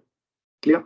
So this is the agenda for this session. We'll take a look at all these aspects. I'm not sure how many of you come from cybersecurity background, but nevertheless, this slides would actually help you get a better understanding. So this is a very often oft-repeated quote everywhere. World's most valuable resource is no longer oil, but data today, because oil dominated the last century. Currently, the power of data, big data analytics.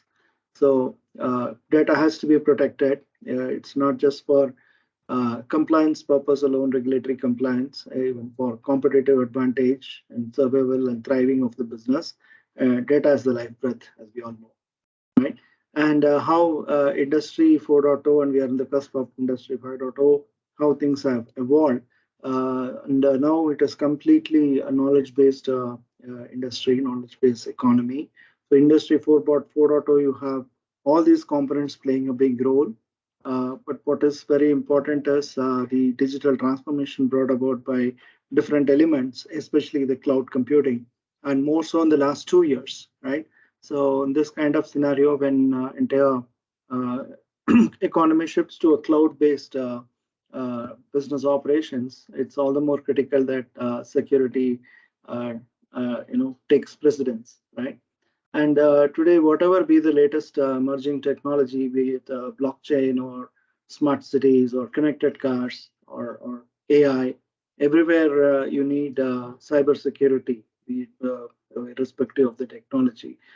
Without adequate protection of the technology, the IT infra, and the data, all these technologies is not going to be helpful, right? So I come from the world where we talk day in, day out about, we do a lot of stuff around connected cars. So just thought I'll give a quick heads up on that. So the key thing here is security is something, today it has become very normal, and hacking incidents are a normal thing. And no hacker will differentiate that you are a small company or a medium-sized company or a branded or unbranded. And because you are a large organization, we will not touch you. Wherever there is a vulnerability, they find they are going to exploit. And there are also targeted attacks that are happening. You must have heard about APT gangs, right? Advanced Persistent Threat Gangs. So all those things are happening today, right? And there's no such thing as too small to hack. So even recently, the government is actually pushing for they just a proposal, even MSME sector, right? Micro and small medium enterprises, they are asking them to ramp up their cybersecurity by at least hiring a CISO level person. Now it's going to be a huge pressure on in terms of cost for them. The cost will increase, and we don't know what kind of quality hires they'll be able to bring in. So this just explains, it gives a idea how government is also looking to ramp up the cybersecurity. And we all know that MSME are sitting ducks when it comes to cybersecurity protection. So unfortunately, since they work on very thin margins and they cannot spare any money or effort or resources, it's a very challenging thing for them. And the question is, it's not of if, right? It's only a matter of when. You hope you understand. A cybersecurity incident or towards a hacking attack is not a question of if, whether it will happen to us or not. It's a matter of when. It has become that bad today. So it is a new normal, right? And the last 8-10 years, there has been every year the cost of data breach is only going up, right? And it never comes down. And various reasons they attribute human error to system glitches, to vulnerabilities, whatever it is. If your company has not been hacked, it's not due to your security defensive strategy, but because the hackers have not targeted your company. There is some element of truth because there is no silver bullet, there is no 100% guaranteeing security. All the tools, processes, and the controls that you have only will reduce the impact of a cyber attack, but it will not eliminate completely the risk. That is something we all need to keep in mind, right? So earlier people used to say there are two types of companies that who have been hacked and those who don't know they have been hacked. But today it is not like that, right? So the same thing they give a twist and say that even that is merging into one category, that those have been hacked and they'll be hacked again. So it is not that once you got you became a victim, so again you will not be. So wherever there is an opportunity, the cyber criminals are going to take advantage. We have seen that repeatedly in many cases, right? Yahoo got hacked repeatedly. Same thing with Twitter. Marriott has been hacked at least 3 times, right across different years in the last decade. So all that points is if you are not staying on the top of the game when it comes to security, then there's no escape from becoming a victim. There'll always be attacks, right? And this is something I was talking about. It's a problem. Security is too big a the problem for small business to ignore. They cannot afford to, but unfortunately, they are a softer target for the hackers, right? And we have to wait and see how this evolves. Now, when it comes to impact, it's all over the place. Cybersecurity is critical. It defines the new norms of collaboration. Without security, you cannot. So even in 2020, when we just got used to working remotely because of the pandemic-induced lockdown, we started extensively using Zoom, and even Zoom was touted as the new norm of collaboration, but they were also hacked, right? They had to fix things. So cloud anyway is a big target for hackers, right? And resilience you have to build in when you have new norms of work remotely. So how do you build resilience? All these things, involves a lot of effort and think through and to put in places a very, very robust cybersecurity strategy. Now, technology and law is always slow to catch up with technology. Technology grows at a higher rate of pace of growth, whereas law takes time to catch up. Till today, even as we speak, we do not have a data privacy law in India, though government has been talking about this, doing something about this since 2017. But the draft has been scrapped, and we are waiting for a new law to be introduced, right? So that's the state of things. Now, in IoT is there everywhere. Every device has IoT sensors, IoT. We say Internet of everything, all of it. But without security, it is Internet of insecure things. So that's a reality. And cyber war is a reality. It's not a science fiction. Maybe 15 years back, if I had been talking to you about cyber war, you would say it's a science fiction. It's some movie stuff you're talking about. But today, you must have seen in the Russian-Ukraine war, must have seen the indicators of attacks and compromise, how big they have grown. And they're just not in the war theater alone. Everyone has become a fair target today. So these criminal gangs, APT gangs, all of them are actually on the prowl to look for, new targets and new, ways to make money or disable stuff. Critical infrastructure, as you understand, critical infrastructure is more from a national viewpoint, something like your dams and water systems, your power sector, railways, banking. So these all come under critical infrastructure protection. So the government obviously would be tasked with, protecting, putting up good cyber defenses to protect them, monitor and ensure they are secure all the time. But once in a while, we keep hearing, even in 2020 or 21, Mumbai had faced a major blackout. And when they investigated, the fingers pointed at handiwork of Chinese hackers. So they could bring a city to halt because they could play around with the power systems, right? Power grid. And privacy, we already know in India it's not so high, but of course we come under a different global privacy regulations like GDPR and others. We take efforts, but as far as India specific laws concerned, it's going to take time to introduce, right? So there are multiple touch points in whatever we do. So we are familiar with the immersive wearables, right? We use Fitbit watches and stuff. So have you ever thought for a moment whether they are really secure, what data they collect, and where do they store, what kind of controls that company has? There are hundreds of brands available in the market.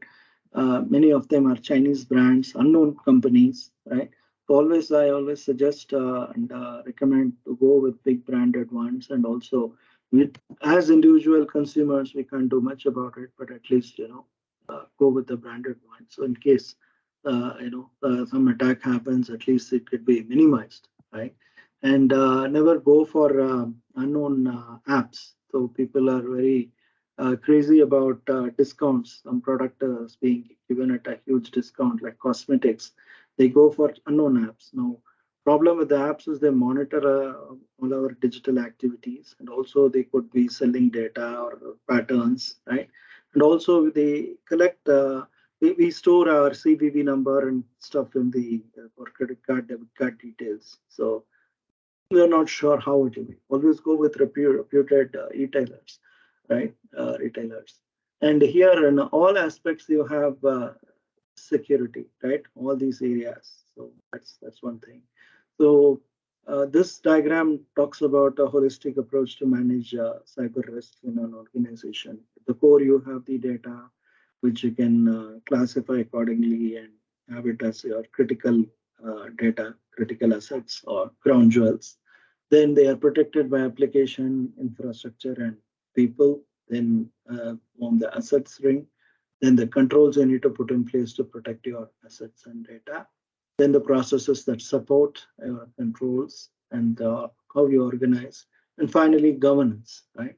And in this, you also have to be cognizant of the third parties. So third party risk management also is important, because your ecosystem is no longer just the four corners of your four walls of your organization, right? So we have to look into our vendors, our partners, our service providers, right? All those folks who work in our office or connect to our infra, contractor resources. Everything has to be secure, the entire ecosystem. So way back in 2013, the US passed a regulation seeking financial institutions and banks to have a TPRM program in place, right? Third-party risk management program. Since then, there have been a lot of effort around establishing TPRM by these multinational banks, and they do due diligence and annual assessments for their clients, right? So that's become a way of life. And tomorrow's practical workshop, we will take one case study where third party, the data breach happened due to compromise at the third party level and how it impacted the organization. So I don't have to emphasize, now that we have set the context, security is part of everything we do. Primarily, you need to assess the risk, protect the business, and that gives the confidence to operate the business operations. Yeah, so that's the thing. So how this domain has evolved, the olden days, 70s and all, it was called 70s, 80s computer security. Then it evolved into IT security. When I started my career in the early 2000s, it was called data security. Then it became information security. And now we call it as cyber security. Tomorrow, we don't know. We called digital security. That's how it has evolved, right? And you look here how the domain has the security attack methods have evolved from the 80s, right? So it just started as a malware, basic ransomware in the 80s. And the 90s, we had email threats, right? And attacks on the operating system, right? And basic viruses and hackers, they just emerged. And in 2000, it was more into your website vulnerabilities, which were exploited by these hacker groups. So website downing the sites, defacing them were very common in the early 2000s, right? And stolen credentials, phishing attacks. Phishing attacks emerged in a big way. Then all these botnets and hacking became common. In 2010s, all these things, your CEO fraud or business email compromise frauds, right? Supply chain attacks, spear phishing, APTs, all of them became pretty common. So now the next level is the ransomware, for which so much of effort and tool configuration is going on, processes are being put in place, right? Data backups are mandatory. All of that is happening to combat new age threats. You have IoT threats, operational technology threats. Now companies that are adopting metaverse also are facing a lot of threats. Not just the security risks, we also look at privacy risks now. So the scenarios and so much changed and evolved now. So the threats are growing, and the cost of data breach, as I said, is only increasing. IBM and Pohnman Institute, every year they publish a cost of data breach report. So I strongly urge you to download that report and at least read through. You will get an idea what's the latest trend that is happening. Right. Some basics. I think some of you are familiar with the CIA trade, right? Confidentiality, integrity, and availability. So this is a basic principle around which the entire concept of information security is revolving. All your company policies, procedures, your strategy, around cybersecurity will have to revolve around these three basic principles, apart from others, right? So confidentiality, I don't want to read out these things. It's easy to understand. It's no rocket science. Idea is, whatever is supposed to be confidential, you don't want others to have unauthorized access. You use this principle, you have authorization authentication, right? Simple thing like we use passwords to access our emails, right? Or I'll give an example of online banking. We use passwords only too, and we have a little bit of additional controls also, two-factor authentication, multi-factor authentication. In integrity, again, the same banking software, online banking access I'll take. Considering you're not done any transaction and you're not expecting any transaction in your banking account, if your bank account morning it shows a balance of 1 lakh rupees and with no transactions you're done or nobody has done, it should show the same amount and you log in at evening 6 p.m. Now, what happens is if you are logging at 6 p.m. and there is a transaction, there is a amount showing as 90,000, then would you feel comfortable doing business with the bank? The integrity of data is not there, right? So if it is 1,10,000, you will feel happy, additional 10,000 has come, but it comes down. But nevertheless, that integrity in the data is missing, right? So data integrity is absolute, one of the core principles. Then availability.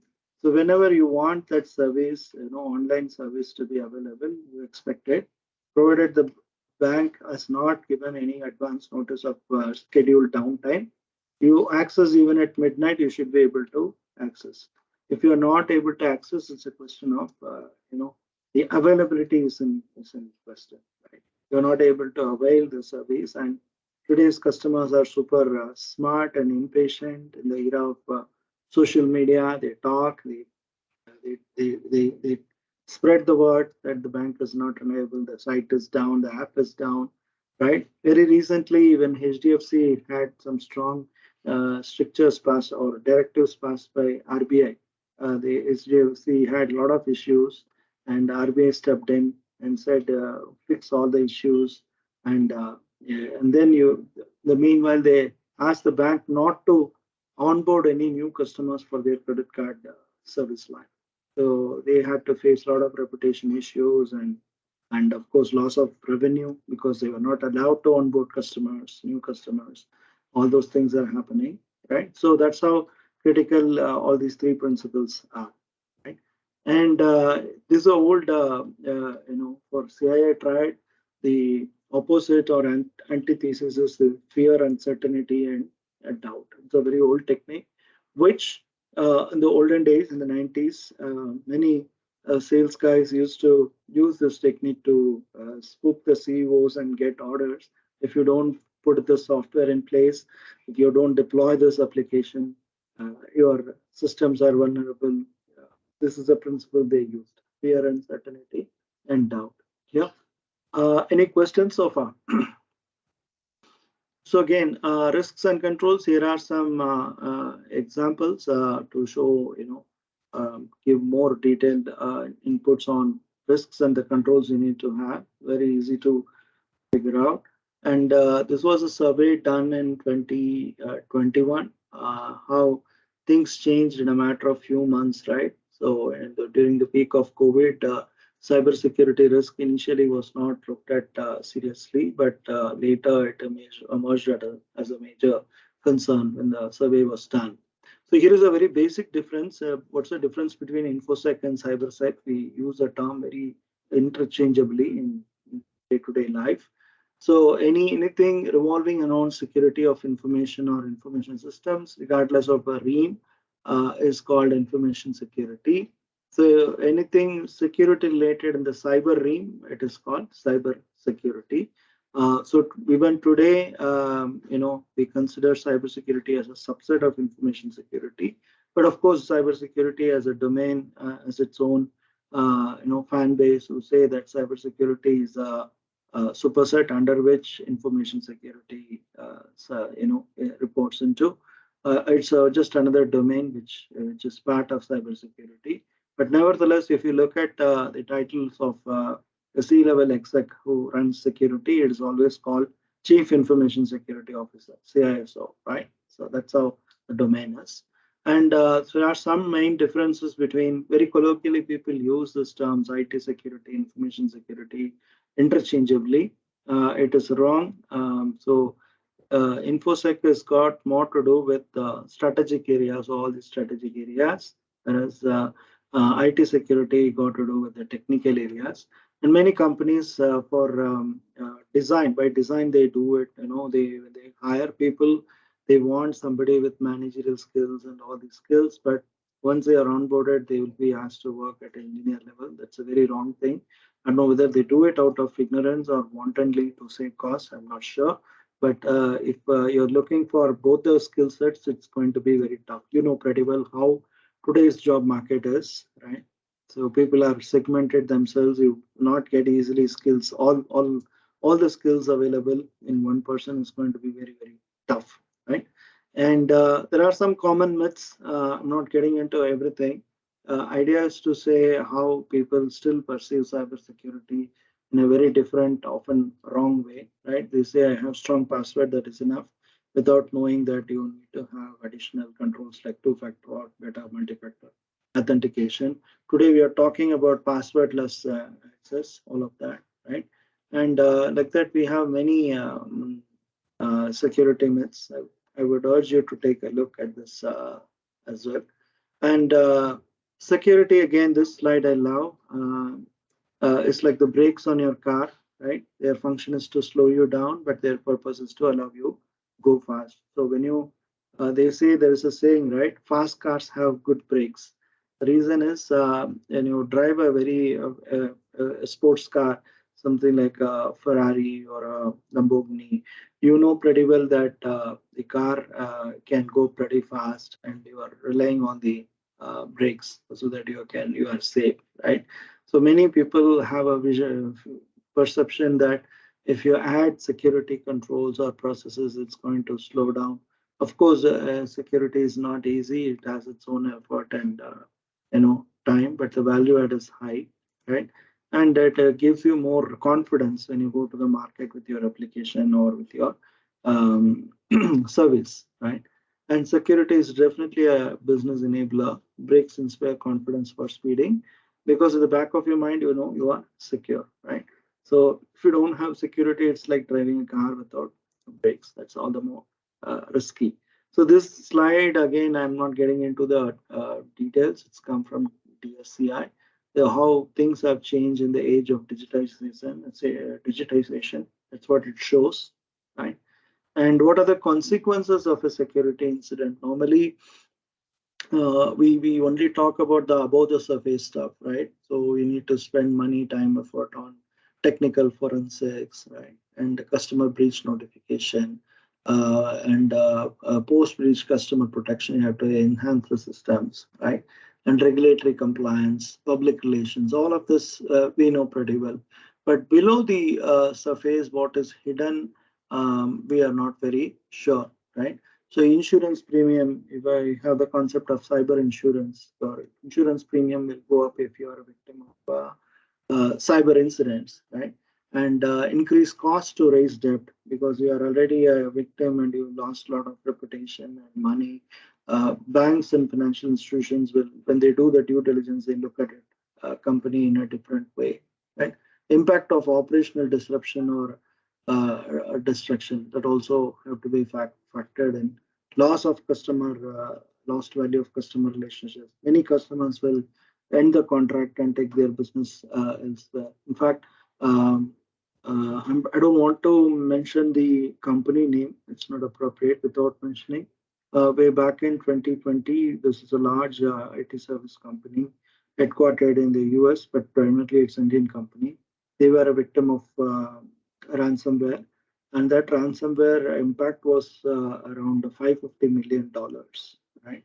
And many employees quit. Today they are in the top they top the attrition charts, right? 36% attrition. It's not a small joke, and their CEOs under a lot of pressure as well. So expat CEO.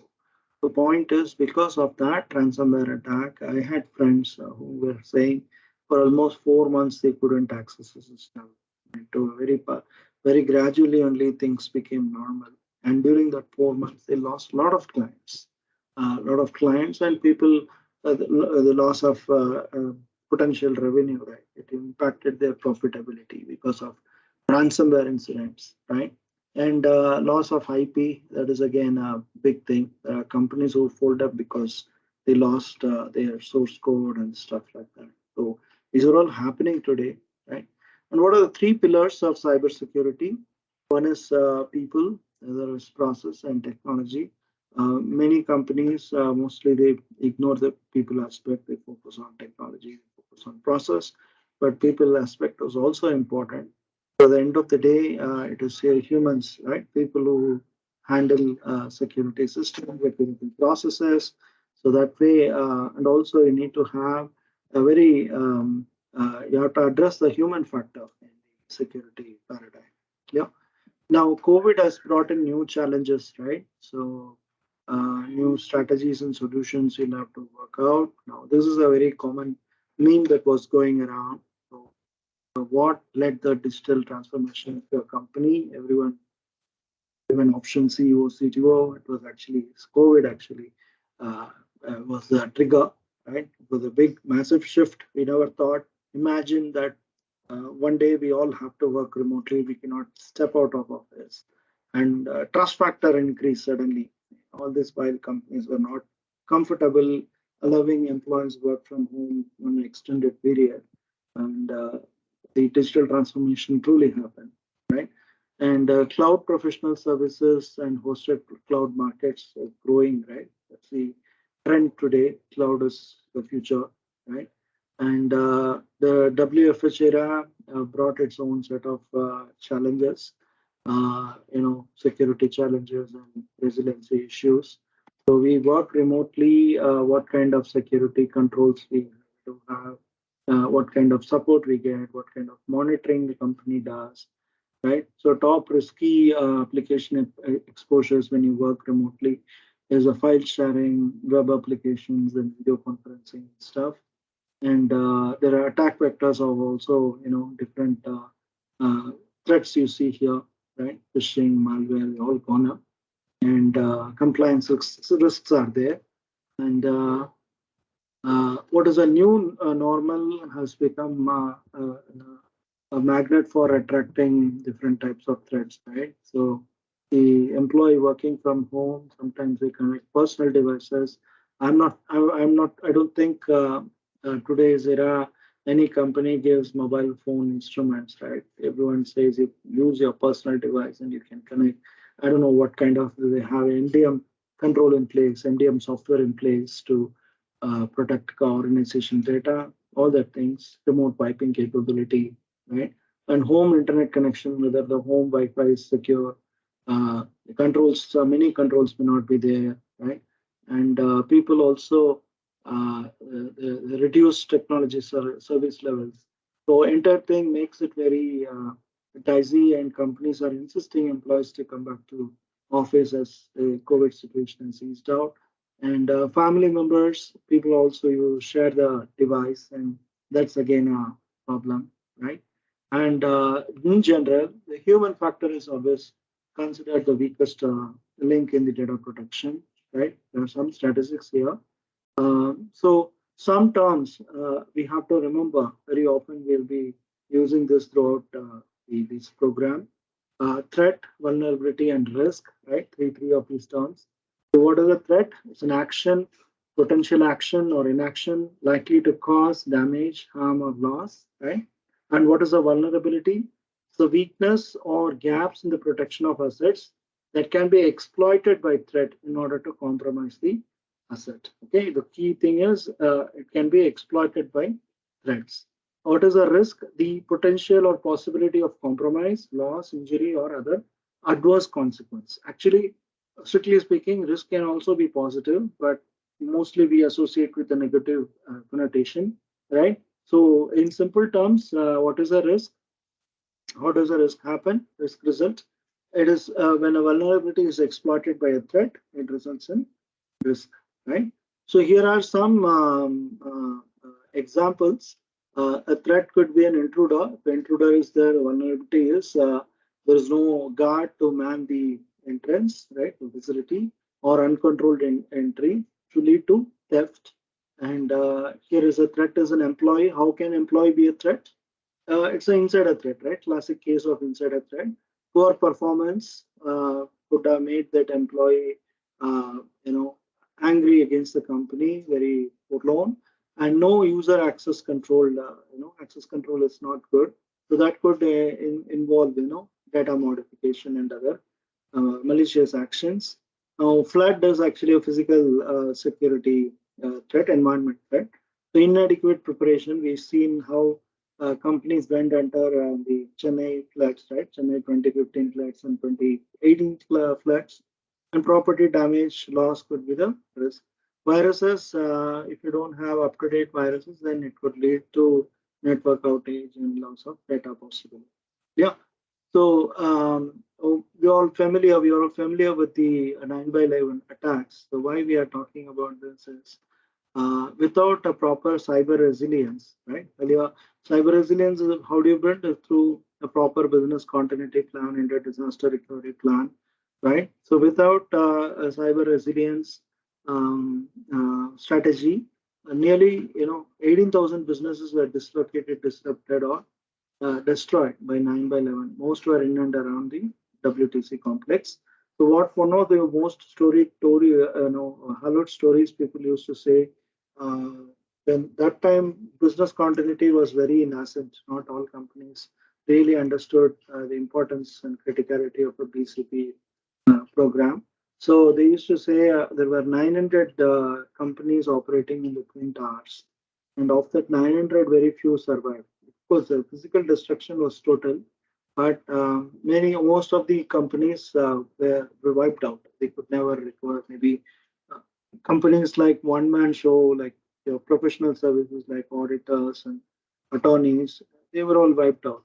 But there was one company which survived actually. That was JP Morgan Chase. They had lot many offices in different floors, and since they were all very serious about crisis management, they had given crisis management training, emergency response training to their staff, and they all evacuated from the building when the planes started hitting them. Instinctively, they all escaped. And in terms of loss of personnel, they didn't had anything, but it must have been very traumatic. Right? So after 9/11, in world over, they started talking about 9/11, and also 2008, 9, when the SARS H1N1 spread, everyone started talking about SARS pandemic. But the real impact started across the world is during the 20 COVID pandemic. And as far as Indian scenario is concerned, 26/11 was a eye opener, especially after the Taj attacks. People started taking BCPDR in a very, very serious way, including safety training for staff. Right. So these are the different aspects of how do you go about building a business continuity management. I'm not getting into the specifics, but it's important for you to understand. Uh, Cyber resilience they have to be built in for everything. Otherwise, it's going to be a disaster. It's sitting down, right? And security as a domain, cyber security is highly, it's a team game. It is not one function can do it, right? So you need the direction, guidance, and support from your board. But ultimately, the board is the responsible and accountable for cybersecurity. You can fire the CISO in case there is a in case there is a major breach or a major security incident, but that is not going to help in a big way unless the CISO was incompetent. But most companies will make the CISO as the scapegoat just for optics to look good in front of regulators, public, customers, and other stakeholders. but the accountability and responsibility lies with the CISO, right? And of course, the finance team, you need to have support from them for financial related. Like that, each of these teams you need to work together. So it is not a siloed environment will never work. That's why we have this concept called shared vision of your security, objectives. And also you have the steering committees. Most companies will have a SteerCo, right? Information security or cyber security steering committee that will have representative of all the senior leaders, or senior functions. They will be sending their leaders so that the vision is shared and everyone can work together. So though in theory it is very simple, but in practice you know pretty well how difficult it is, right? So here are some basic steps how a company can go about. It's a very basic thing, right? Just a starting point rather. Each of it needs a lot of time, effort, and resources to put in place, right? And what is important is cyber security can't be an afterthought. It has to be built in whatever products. So today we are talking about DevSecOps, right? DevOps is no longer, no longer encouraged. Many progressive organizations go for DevSecOps, and security has to be built in, not bolted on. And it is not an IT issue; it is a business problem. It's been talked at the boardroom level. So board is also having an audit committee and a risk committee in which security, cyber security becomes uh, a point of discussion. It's an agenda item today.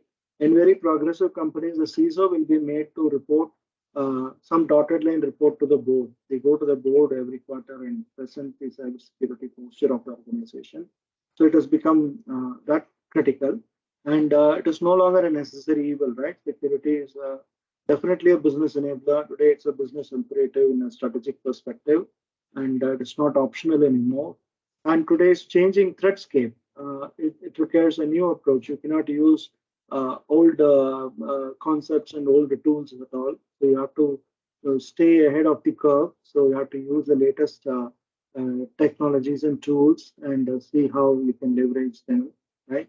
And today, the biggest problem is not just criminal syndicates or organized cybercrime gangs, it's the nation state threat actors, right?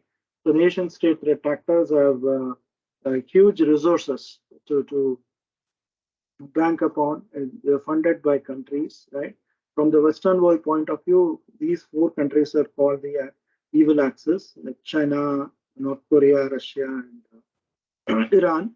So these countries, the Western world believes they actually do a lot of attacks, cyber attacks on other countries across the world using APT gangs, right? So it's mind-boggling if you look at the resources they have.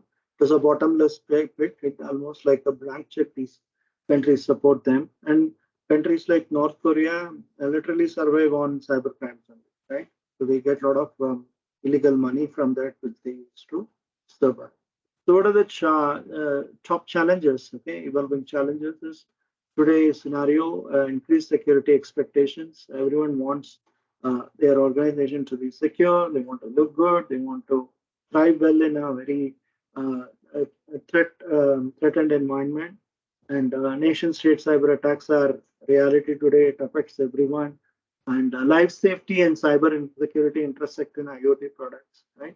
So earlier I worked at Philips, a healthcare organization. It's no longer into the radio and electronic stuff, purely into healthcare software and devices, medical devices, MRI machines, CT scanners, and digital X-rays. These are the stuff they make, and a lot of software and programming goes into them. They come under FDA purview. So their products, a lot of them have IoT sensors inbuilt. So imagine if the product is not secure, they don't have good application security on, say, an MRI scan. The patient goes and gets a scan and it gives wrong result, wrong diagnosis. It's really life threatening, right? Or a pacemaker can be hacked, then that's all the more risky. So in 2021, I read a news where in Holland, in Dutch, I think, in Netherlands, ambulance that was ferrying a patient to the hospital, the GPS of the ambulance was hacked and was rerouted into a longer route. wantedly by the hackers. And by the time the ambulance reached the hospital, the patient died. So it impacts the life safety, right? We need to have strong security control. Same thing for my industry, automobile industry. Today we are a tech company which makes cars. We are not an automobile company where we are trying to build in technology. It's the other way around. So every car has got no longer a simple four-wheel and one steering wheel with a bit of electrical gadgets, right?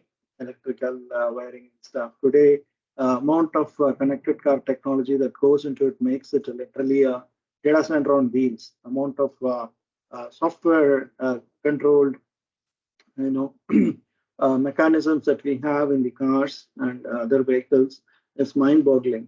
And that if cars can be hacked and it is not obeying your commands, it's already many proof of concept attacks have happened. You go and Google for any of the car brands, whether it is BMW or Jeep or Nissan, anyone. You just put keywords like car hacking, you get to see a lot of proof of concept hacks have happened. Again, if cars don't obey you and car just goes, it's a life safety issue. And new threats like ransomware, crypto mining, right, and advanced persistent threats are a reality. And these attackers evolve, adapt, and accelerate. I have few friends in the hacker groups, though no longer I'm a ethical hacker anymore. Try to have some contacts. The way they explain how countries like Pakistan encourages their youngsters to pick up hacking and they target countries like India. And those guys can't put together a single sentence fluently in English. But the amount of knowledge they have, most of them are script kiddies. They will not do everything end to end. They just pick up some tools, some packages, some utility files, and then they launch attacks. Right. So it's not, you don't need to be very technically brilliant or genius to launch a cyber attack. It's become very easy. And you don't have today, we all know there's a huge demand for security professionals. There's a talent shortage, attrition wars, right? And the ongoing great resignation movement is not helping either. Candidates are also greedy. They want permanent work from home. They want crazy salaries. Companies are also, they want in one candidate the entire department, right? So both sides, they have to compromise and come. Otherwise, will be continuing to have these problems. Yeah. So what is the single most important factor for success is in security function is leadership. A lot of it depends on what kind of leader you are having, what is the vision and goals they are setting, right? And it also matters what leaders do or don't do. The culture of any organization is shaped by the worst behavior the leader is willing to tolerate, right? So the security culture, or in most banking and financial institutions, they put a lot of emphasis on risk culture, right? So risk culture is another name for security culture from a different perspective. So what kind of culture your organization is nurturing? Whether open culture, whether people can speak up, they can give suggestions, they can report incidents without fear of retribution, right? Well, how they handle violations. If it is an Indian employee, do they handle strictly? If it is an expat, do they handle with kid gloves? Someone is a junior associate or analyst, how they handle them? If somebody is a vice president or a director, how they handle them, all those things. Whether the management says and does what they want, right? They say one thing, they do something. All those things shape the culture of the organization. Same office, same tech park. In third floor, the work culture will be very different. Go to eighth floor, it will be very intimidating. We have seen all of that. So the organization culture and its subculture called security culture also plays a key part in inculcating the best practices, right? So to conclude, today's security landscape, is very important to understand and define your security strategy and posture. And today's new technologies, emerging technologies, all of this present new risks and opportunities. And attackers are not going to show any partiality or a small company or a big brand. Anything that is vulnerable, they are going to exploit. And new threat vectors are emerging. As I said, we have a lot of threat vectors in metaverse, it also OT and different areas which we never imagined. And need to have committed leadership. right? To realize value of the security program. It is not because people keep changing, leaders also keep changing. That kind of scenario, it's extremely difficult and challenging to have a consistent approach towards cybersecurity. New leaders come, they reorganize everything, and we lose a lot of stuff, right? So I think with this, I'm ending this session. We will start with the next module, next topic, unless you have any questions. Any questions or any thoughts? Anything you would want to share? Dr. Ram, you spoke about information security and cyber security. Can you explain with an example what is the difference? So when you use cloud, cloud has been there only for the last 12, 13 years, right? So before cloud, it was always information security. We never had a concept of, or take the example of internet. Before internet became commercial only towards the end of the 90s. So before that, it was only information security, right? So when I did my ISO 27001 training, and way back in the mid 2000s, there used to be a hallowed story about how a big pan vendor was making pan and giving supplying to Star hotels in Bangalore. They got ISO 27001 certified, and they don't use any computer systems those days, early 2000s. We asked how. How can you can certify an organization which is not using computer systems and you are giving ISO certification? Then the trainer explained that company is using still the old style accounting ledgers and stuff, but they were very much concerned about data security, so they had their own controls in place. So that's how it is. It is evolved. So the point is, because of internet and emergence of cloud, cyber security is the term we use because it's in the realm of cyber. Otherwise, it is called information security. Hope that addresses. Yes, thank you. Yeah. And Cool. in terms Yeah. of revenue and security, where is the trade-off? So if your company, okay, where you go to clients and you're trying to upsell a product, right, or a service. Now, when you why there is so much craze for certifications and your SOC 1, SOC 2 certification assessments, all of it. It's only to make you look good in front of client, and the client also will potential client will evaluate you as someone who knows what you're talking about when you talk about security, right? So when it gives you a competitive advantage when you have all of this. You say we have put in place the best in class SOC with us. We have these are the controls, real time monitoring. We offer this, we offer that. We are certified under this standard. We comply to PCI, all of that, and we are part of these bodies, professional bodies, right? And also, you also say that we have successfully handled ransomware attacks. We have not become a victim of any major data breach, right? And we have all the security professionals. Suppose you're offering a security service, security consulting service or a SOC service as a MSSP. You have to showcase your personal capabilities, what kind of security professionals you have. So obviously, you'll highlight your staff's security expertise, the certifications they have, all of it, the combined manner experience they have. So all of it will give you an edge, a competitive edge, right? Then a client will definitely be impressed. They will consider these kind of companies rather than companies which do not highlight their security strengths. Got it? So if you're hiring a person, whom will you go? You give your requirements, your JD to your HR, and HR gives you a bunch of 100 CVs. How do you filter? You look for some keywords, you look for experience, relevant experience, right? So you look for security keywords, you look for security certifications. Though just because that person did a certification is no guarantee that that person would know things, right? There are people who, a lot of certification junkies are there. They'll just do the cert for the sake of doing, but hands-on experience they may not have, right?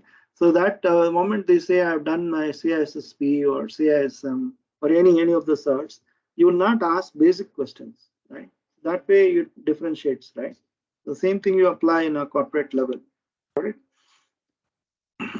Sure. Thanks, Dr. Ram. Yeah. So we had a few months back an opening for a senior analyst for GRC, and from our experience, all kind of joggers applied. In LinkedIn, 7,000 applications we received. There were people, they just do a very, I don't know what mindset they apply. They just saw a Nissan brand, and then there are people who worked in a Middle East country, say something like Dubai or Riyadh.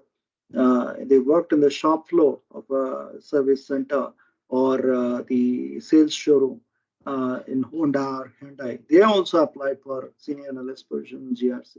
I don't know with what confidence they applied. So for us, LinkedIn was never a big good experience when it comes to hiring. Right. Okay, let's get on with this module. It's not going to be very heavy. Risks and attack vectors. Right. We'll take a look at all these areas. Okay. And today the attacker profile has changed. Right. It's evolved in a very different way.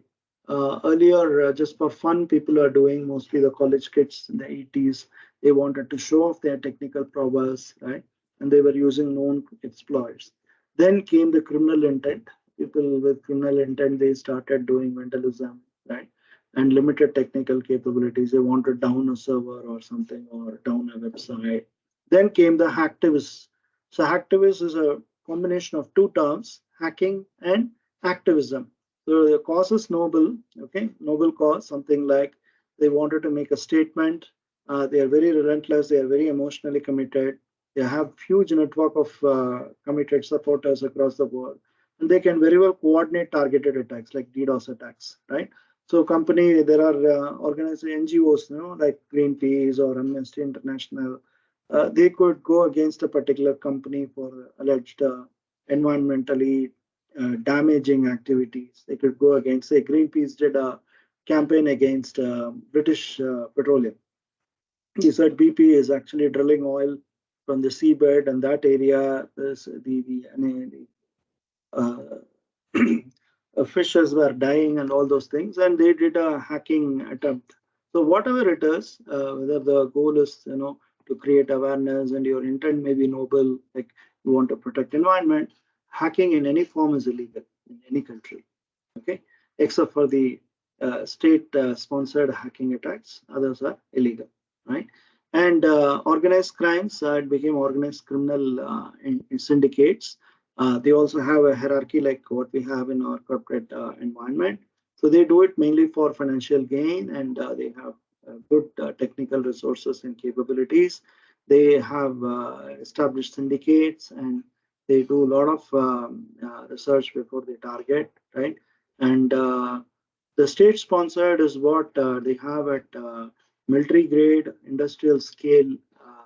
They organize gangs, advanced persistent threat gangs, APT gangs, and they indulge in cyber wars, espionage and stuff. They are very sophisticated. They have access to unlimited resources, right? And it's very difficult to handle those guys.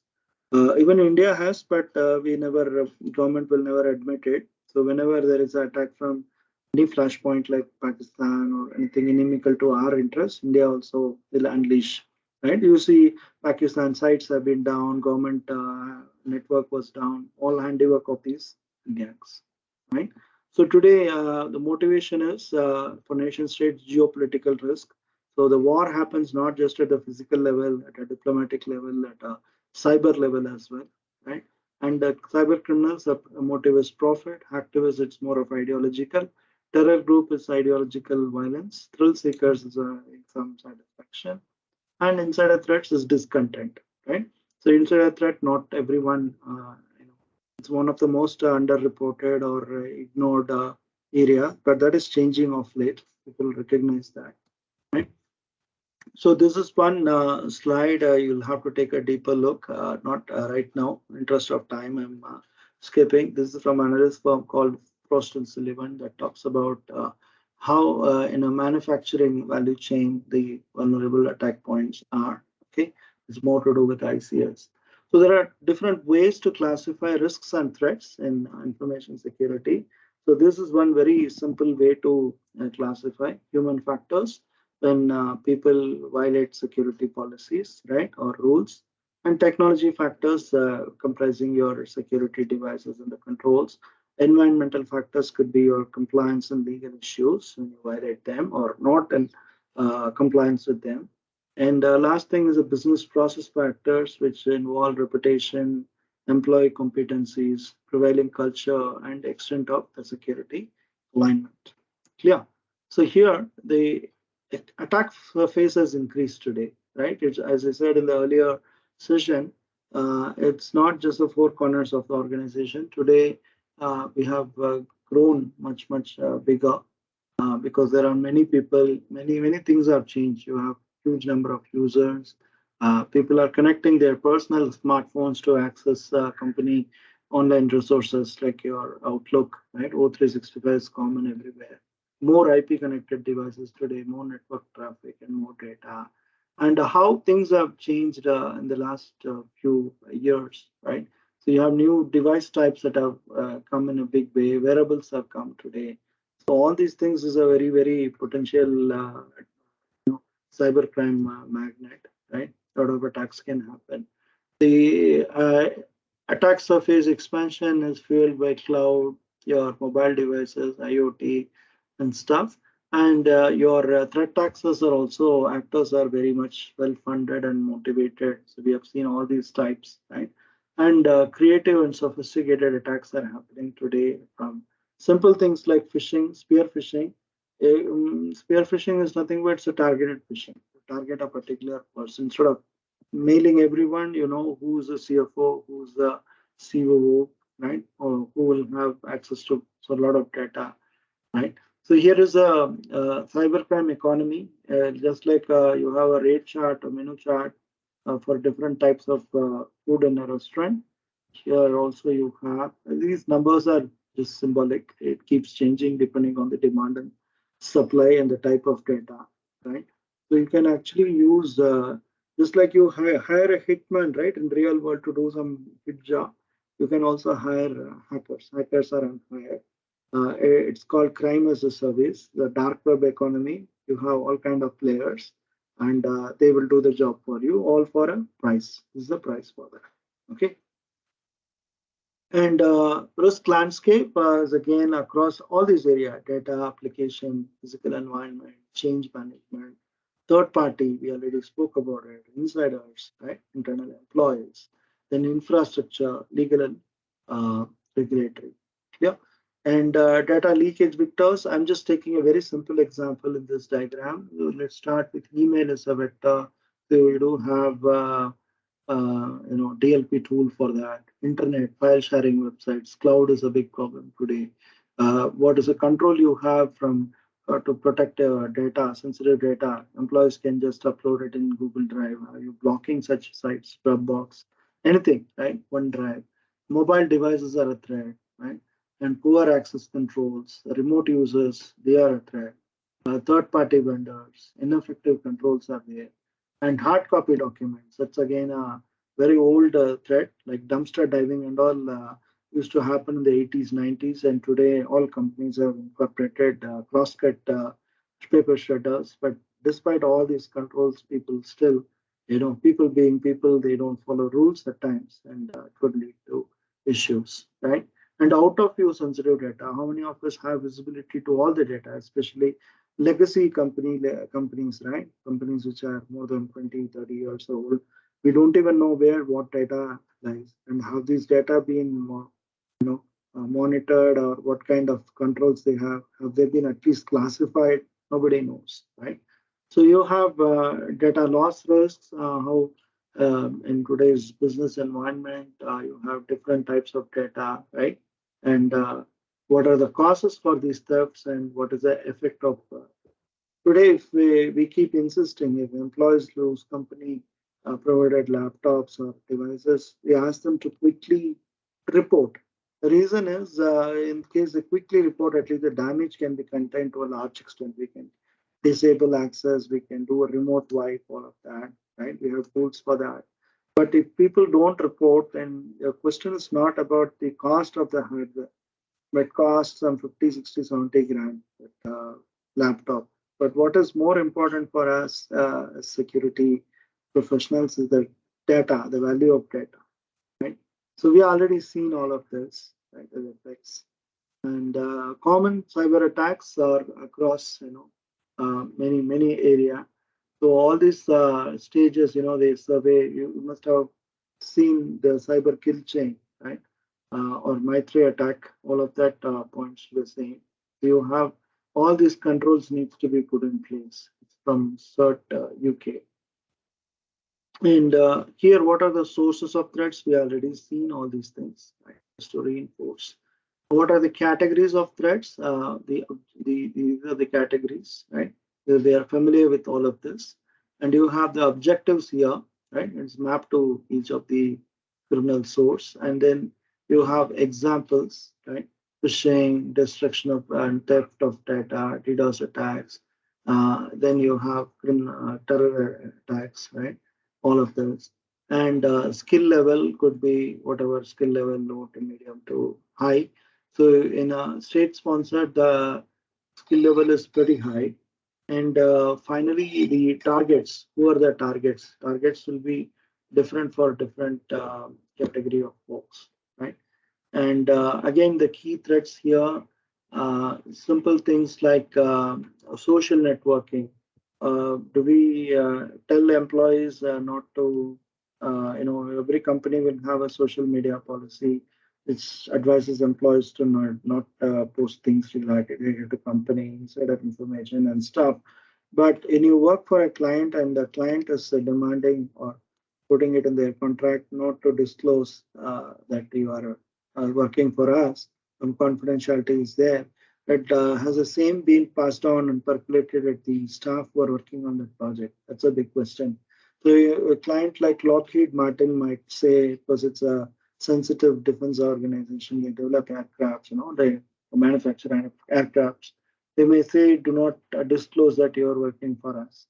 But if the employee is going and putting, I work for a project for Lockheed Martin and LinkedIn, then it is very self-defeating, right? So that level of monitoring and control should be there.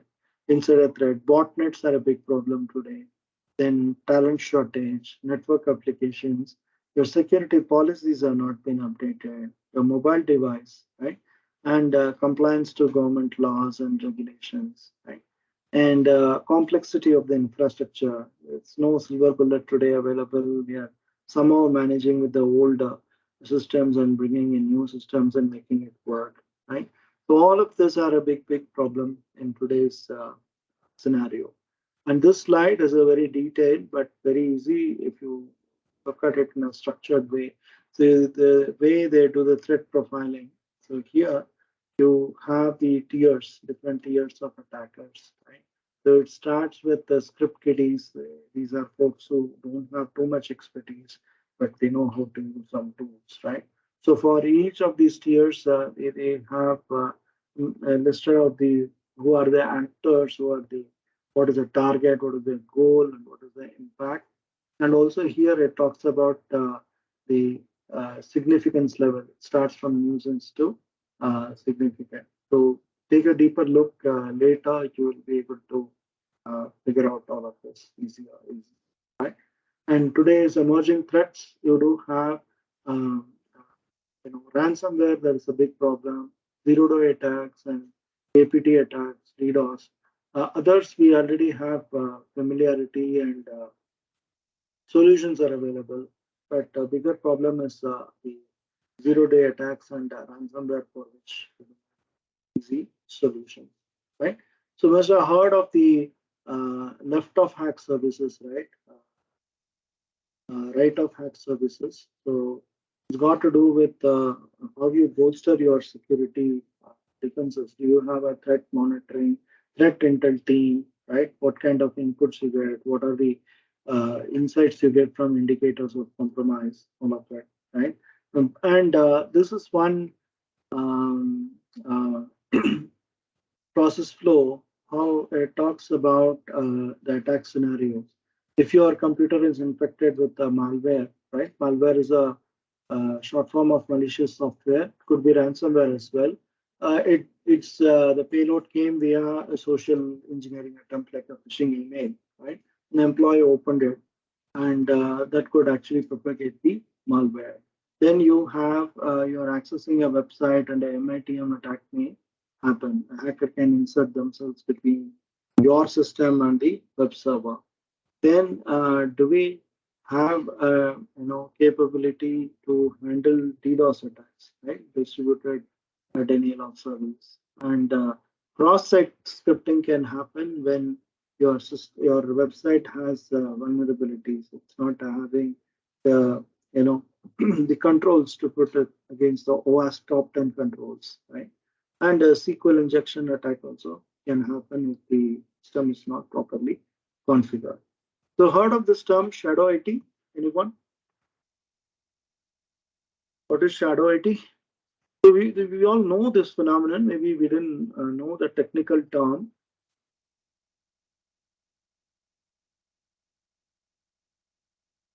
Anyone? What is shadow IT? Yes, no? Are you guys there? No, Okay. we don't know. Okay, well, if I I'm not explain, sure. probably you will be able to relate it better. So shadow IT is a term we use for all our IT applications and services which are not approved by the central IT function nor by procurement, right? So suppose in a large organization like yours or mine, okay, I'll take my organization just for the sake of easy example. Okay, so you are the head of marketing, okay? Head of marketing, and you are going to, your task is in next 3 months you have to launch a car model in India. Okay, and for a car model you do a lot of prep work, and also you need to have a strong presence in social media. So and also you have to get your website up and running, subsite within the main website, which will collect interest for the public, whether they are interested in this car test drive and stuff. So as a marketing head, you will figure out all these things, what you need to do, the prep work. And then the basic website, a microsite you have to set up, and an app also to interact with potential customers, because car is not something we buy every year or every 2 years, right? At least in India, we keep it for 5-6 years. And earlier generation, they had it for more years as well. So it's always a battle for that money. Whether the car is 8 lakhs, only once you will spend that money. The money is gone to a competitor, you can never choose that customer, right? You will never go behind that customer for the next few years. So this kind of very tight market, you have to collect data from the customers. So basic things you will collect: customer name, email ID, phone number, and the city they are feeding the info from, right? The city where they are residing.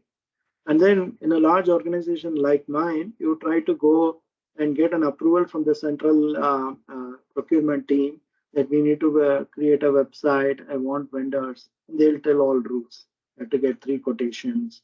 You have to evaluate them. Then we do a vendor due diligence. Then after approval, they will start developing the site along with you. And you have to get hundreds of approvals to get this, right? It's not easy. It's a bureaucracy actually. So what will you do? Being a head of marketing, for you, work is important. You don't care a damn for rules. You'll go ahead, get your neighbor's brother-in-law who's running an IT startup. You pay him some money. You pay him some 50K, 80K, get the site ready in flat 2 weeks time. And you incorporate the same logo so that it doesn't look awkward. All that basics you do. Site is ready, it's live, and TV promotion started, media promotions, everything started. You have started collecting data. Everything is going good. The day of your car launch, big bash you do, a lot of noise in the media, press has come, everything has come. And then your security auditor figures out that this site is not legal. There is no approval, internal approval done, obtained by the head of marketing. They'll say the marketing team has not gotten any approval from the procurement team, and they go and check with the IT. Have you approved? IT says no, we have not done anything. So they have already gone ahead with the launch. So this is actually a shadow IT. So what are the implications here, risks here? One is internal procedures and policies are not followed. More than that, what about the data security? You're collecting data on behalf of the company. Are you storing it properly? What about privacy? Of course, in India, I do not have too much of privacy law, right? You don't have a privacy law, but if you're collecting it from a country like anywhere in the EU or even in Thailand or China, they have privacy law. Privacy law, you don't know. What about the website vulnerabilities? Tomorrow, some hacker is able to down the site. It's going to be a reputational issue, right? Excuse me. So if site is down, people are going to talk. Oh, I tried accessing the Nissan site and the site is down. Right. What about if you are using any in a different scenario, not this particular scenario? If you are buying a software for analytics of say the inputs that you receive from the customers, potential customers, your same guy, the company which you hired for developing this website is also giving you an analytics software. They are saying in your marketing team you have 50-member team, we can give you 10 licenses, and then you just go ahead and buy it and say we'll talk about licenses later, right? So that's the license is actually a legal issue. So all these things are a big potential mess for the organization, reputational risk, and also you're falling foul of law, falling foul of privacy and security laws. So this is at a department level. So the IT team we cannot go easily and complain to the CEO saying your marketing head has done, director of marketing is doing like this, because for CEOs, who's more important, you like it or not, marketing guys are the blue-eyed boys because they bring in revenue. Just because the VP of marketing has done a website on his own, without involving IT and procurement, the CEO is not going to fire that guy, right? And marketing guys will always behave like that, right? You have seen in your experience, you must have seen how they always flout. I mean, I'm not generalizing, but generally I'm saying, right? And what about licensing issues? All these things are a big problem. This is at a department level, function level. Now, what if you want to store some data and you just upload it in a cloud service? You just sign up for box.com or Dropbox or OneDrive, and then you store data. Now nobody knows what you are storing. That you are actually taken the data out of your company network, right, from your laptop. So these are all issues, right? You pay $10 every day. I mean, every month you get a big drive. You back up all your data there, your department data. So you leave the company, data is with you, right? So these are all the issues of shadow IT. Shadow IT is a big problem today, and many legacy organizations are struggling. You guys have come across scenarios like this in your organization or in your experience? Yes, no, not hearing Yes. anything. Okay, Yes. so what are you doing about it? Shadow IT. It is a monkey nobody wants to shoulder, but the monkey is not our shoulder. We have to handle it. Okay, good. Okay, then I think most of it we have seen. I'm just skipping through. The social and phishing attacks are also common today. Then mobile malware is a new set of new emerging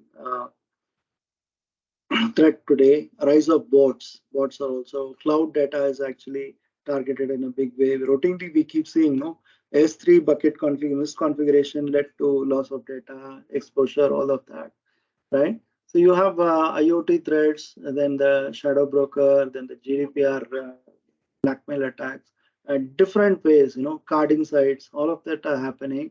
The dark web has made it all the more worse. So this is nice workflow. What you see here, there are different types of threats here, and it's achieved with the tools, any of the tools you can use. And for what? For vulnerabilities, you exploit the vulnerability and you get access to all these resources like files and data, right? And then what is the result? It results in any of these theft of service or denial of service, disclosure of data, right? Now, what is the objectives? It could be for money, it could be for just for challenge or political gain or damage or destruction of enemy. Now, when you look at the nation-state attack, US is pretty much aware that China is actually stealing a lot of IP from US. It's countries. China's official policy is to beat US, and they wanted to be the superpower. So for so long, they have been training their, indoctrinating their citizens and sending them to US. Today, after the Hispanics, the largest ethnic group is Chinese. And I'm not saying all Chinese are bad. A lot of cities, many of them have become citizens in the US. Must have seen it when you went to US. But many of them, been trained, especially the academics. A lot of people work in universities, and it has been established by intelligence agencies that they are indulging in, theft of research IPs and patented stuff. You go to website, or go to Google Images, and type replica of Bentley, replica of Rolls Royce in China, you get same cars. Okay, you get the same thing. Everything has been copied, including Taj Mahal has been copied. Eiffel Tower, all separate cities have been set up there. Right? Any technology, that's why many manufacturing. Philips had a very hard time. People there in China, they used to, in a matter of few weeks, they used to reverse engineer and make similar products like what Philips is making, and have a different name, and they'll be selling. And the laws are loaded against MNCs. It's favoring the government, right? Favoring China. It's a big issue, right? So new age threat vectors targeting critical infra, IoT, mobile security, right? You have boot kits available, right? And social media protection, APTs, insider threats, and risky employee practices also contribute a big way, right? There are silly things like we tell don't pick up any pen drive lying in a parking lot, but people are very curious. They pick it up and try to see what it is. The moment they insert into our pen, a USB drive, it could trigger a malware, right? And all these risky actions contribute this thing.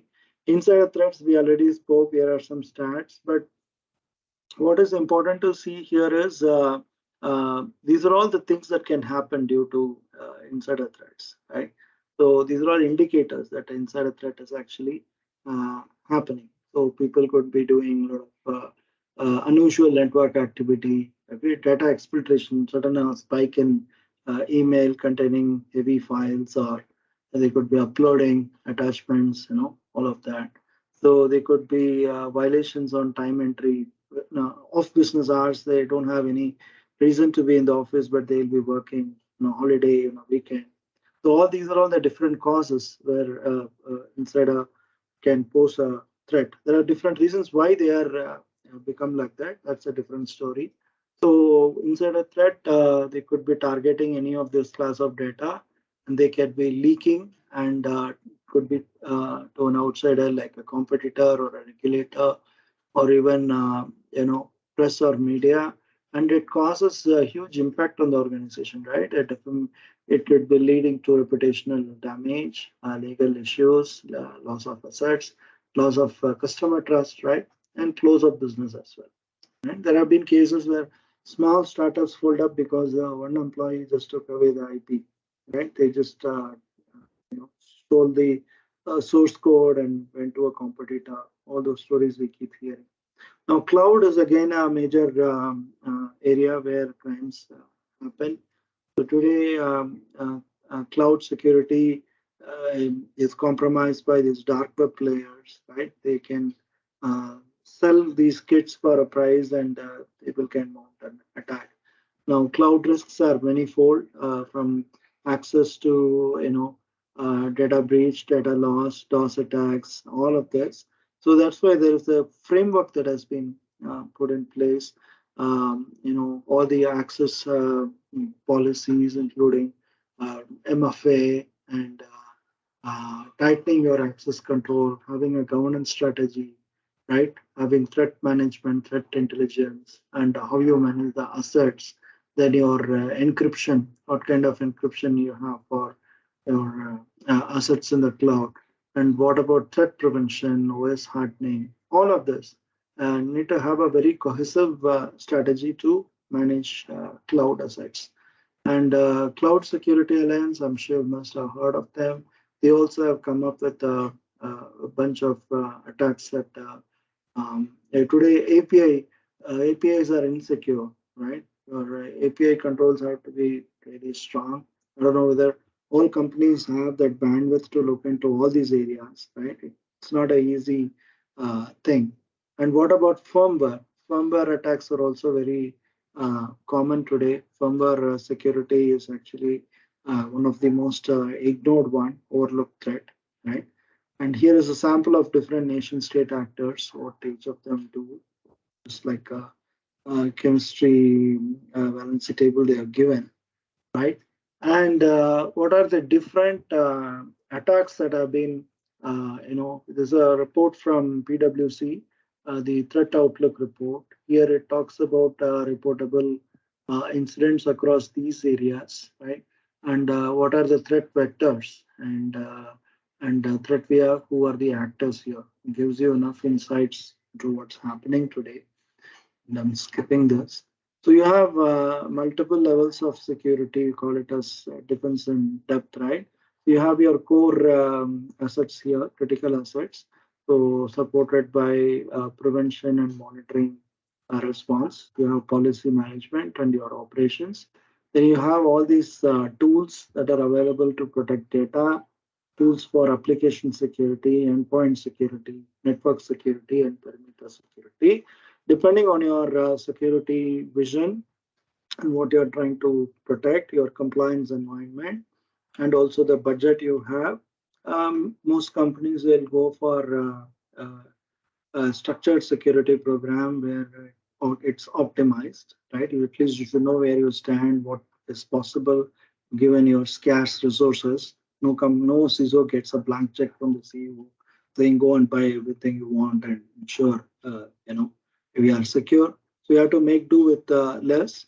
So some of these terms may not be familiar for you. Nothing to worry. You can always Google these 4-letter acronyms. So that will give you an idea about what kind of security tool it is, and you can relate to these concepts. This is again a big picture orientation. Here we talk about different security controls, technical security controls across all these areas. What is the business data we are trying to protect here? And what are all the external controls that are there? And what is the governance and management put in place by the organization? And here are the operational controls. Yeah. So these are, this looks very pretty crowded, but take a deeper look leisurely, and you will get a complete big picture of how defense in depth in a corporate setting is being put in place. Yeah. We'll do a quick knowledge check before we wrap. No scoring for now. What anyone can answer. What are the attack vectors for data? Option A, B, C, or D? I want everyone to pitch in.